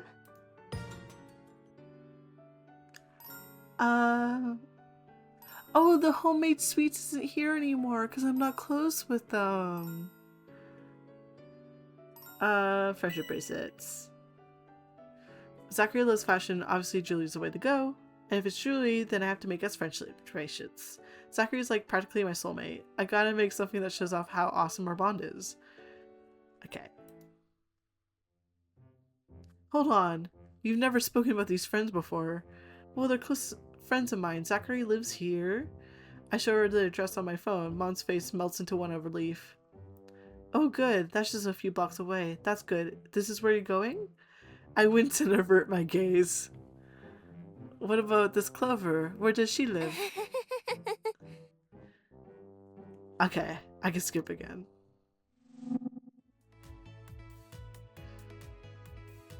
I'm gonna wear. Oh, it's got the bracelet. Wow, they got the bracelet. I'm gonna wear it all the time. They flash me the most adorable sunshine smile in the world. They do not give back my slime. Wait. One sec.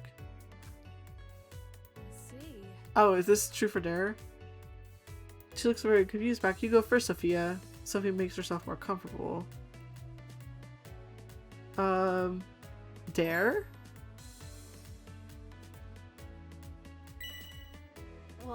Well, she looks to be thinking extremely hard about this. In fact, she thinks about it really hard for at least a minute. Ask her something.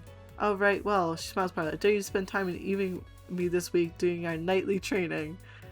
You haven't been keeping your body properly maintained. You're practically a knight yourself, after all. Okay. This shouldn't be too hard. Maybe I do need to keep up with my fitness. Okay, and then I can hit skip again.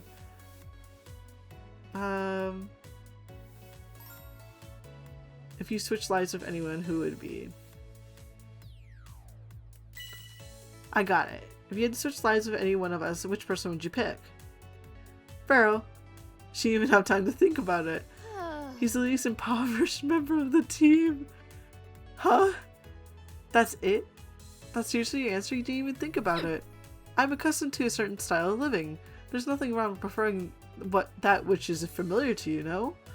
I wouldn't mind getting to be a little bit taller like my sister. She mutters something and shakes her head.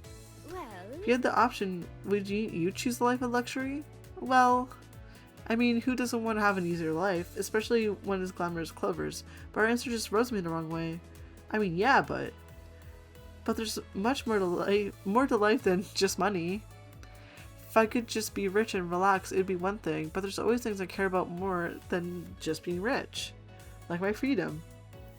I don't want to live in a castle if it means I'm going to be miserable all the time. I don't want to live a life of luxury if it means I can't have my freedom. If it means every single aspect of my life was controlled, right down to who I'm allowed to love, what kind of life would that be? I see. I suppose you have a point.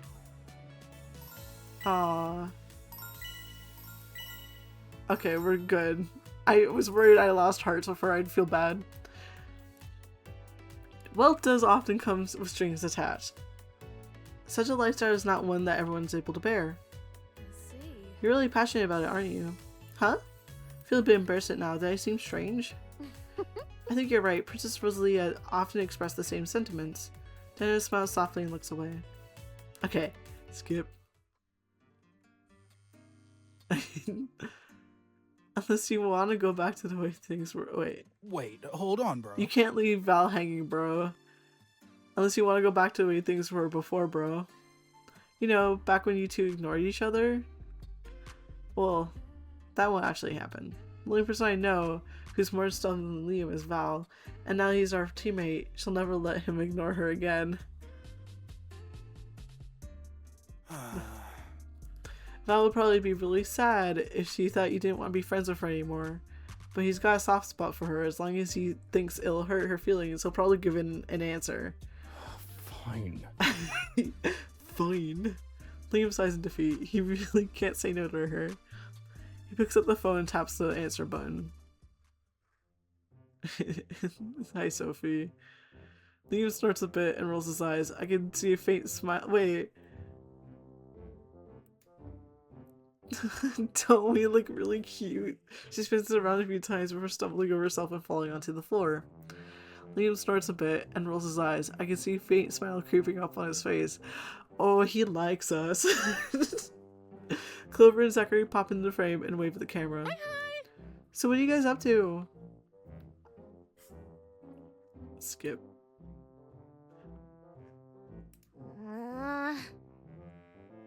Liam looks off to the side as Val continues to ramble. It might be a pain at times, and he complains a lot, but at the end of the day, he's really reliable. I wouldn't say that. I don't know. I don't know if I'd say that, Val. He's really strong too. I can tell he works out because he's got a pretty nice figure. I'm dying. And the confident way he carries himself is so swoon-worthy. He's really, really cool. and usually Liam looks bored and serious and mean, but sometimes he has this really gentle look in his eyes that Liam jazzes the end call button and grunts as he buries his face in his hands. He's never shown interest in romance before, but it's obvious the guy really likes Val. I don't blame him though. Val is really nice, and she's a blast to hang out with. So when are you gonna ask her out, bro? Val's cool, and she's probably the only girl in the world who can tolerate him. You like her, don't you, bro? And she seems pretty into you. You heard all that stuff she was saying. Liam rolls his eyes and shakes his head. She's always like that. That's true. Val says stuff like that about me too. It's hard to tell when she's serious sometimes and when she's just teasing. But if he isn't sure, they should just ask her how she feels. I shake my head and sigh. There's nothing I can do about that. Val might just have to ask him about herself. Anyway, dude, you gonna play with us or what? I don't care. No, thank you. I told you I didn't want to.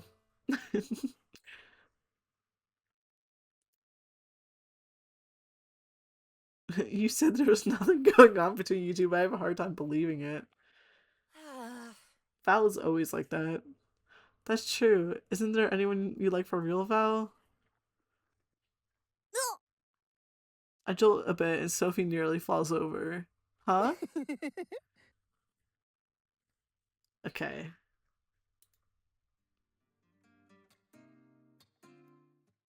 I stretch as the trios leave the park. Liam has decided to ignore everything that happened earlier today, though. And that's it. Oh, no.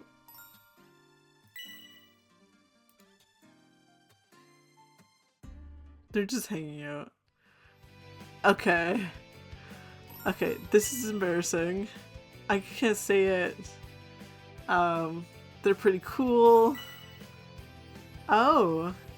Okay, okay, and are they taller? I guess the people I'm thinking of aren't particularly short. Okay, they really tall or just kind of tall compared to you? They start to giggle and wiggle in anticipation. They're very tall. I narrowed it down. It's gotta be one of the seniors, right? Right? Which one is it? Liam or Alex? Liam. I really don't know what to say. Zachary is vibrating tensely. I just know they're gonna blab. Huh? What? I won't tell. Promise? Cross my heart. Fine. I have a crush on Liam, okay? Oh my gosh! I knew it. You two have been spending a lot of time with you. You've been spending a lot of time with him, haven't you? Two practically separate. If I didn't know any better, I think you were already an item. Oh, is it really that obvious? You won't tell, right? Totally. I really won't. I promise. I won't tell Liam you have a crush on him. They're grinning a little too mischievous for my comfort, but it's a bit too late now. I'll definitely put a good word for you today, though. You said you wouldn't tell. I won't. I was gonna nudge him in your direction just a little bit, is all. He does need a little bit of encouragement. Oh, and one more thing. I think Liam might actually be a little shy. So you might have to tell him a little more aggressive. You have to be a little more aggressive when it comes to him. Okay. Feel a little more confident. I just gotta do my best. I'm totally rooting for you, Val.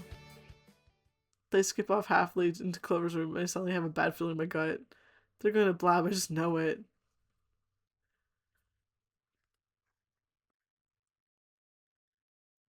Zachary skips into the room looking way too happy and not like someone who just didn't hear the biggest gossip of the night. What are you so pleased about? Hee, it's nothing. Does it seem like nothing? Did something happen? I can't tell you. Zachary, I will live inside and hiss. They're gonna blab, oh my god. What? Huh? Probably okay, you look a bit sweaty. I'm fine. I just got a little lost in the hallway, hee hee. But it's cool, I found her, so now we can have some more fun. Well, Okay.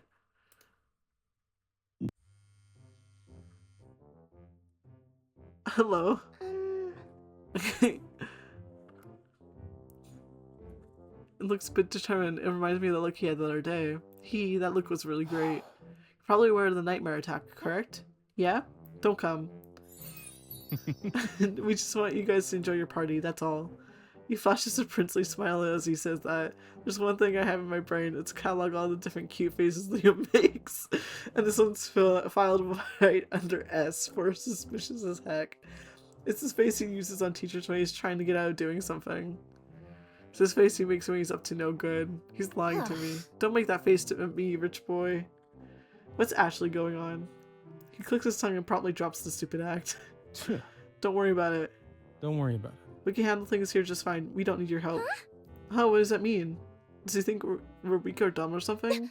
Are you being mean again? No. No, it's not that. Then what is it? We have to work together. Like I said, enjoy your party. Goodbye. Okay, it's 10. Like, I've been streaming for 3 hours. We're stopping here. So, oh my gosh, it's weird seeing it not be Sophie.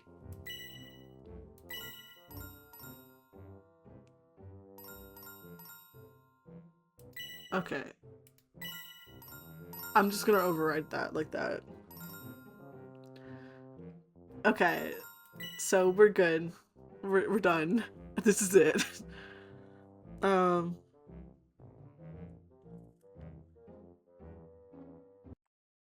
So yeah, we are finishing up now. Thank you so much for tuning in. I did not mean to play that much, but I was like, I want to get through the routes. Not in the let's get them done. Like I need to get them over with, but in the I want to see what the different routes are like. So yeah. I don't have my streaming schedule quite set just yet, but I do plan to stream a few times this week and hopefully do some art streams as well. So, thanks so much for tuning in. I hope you have a good day. Bye bye.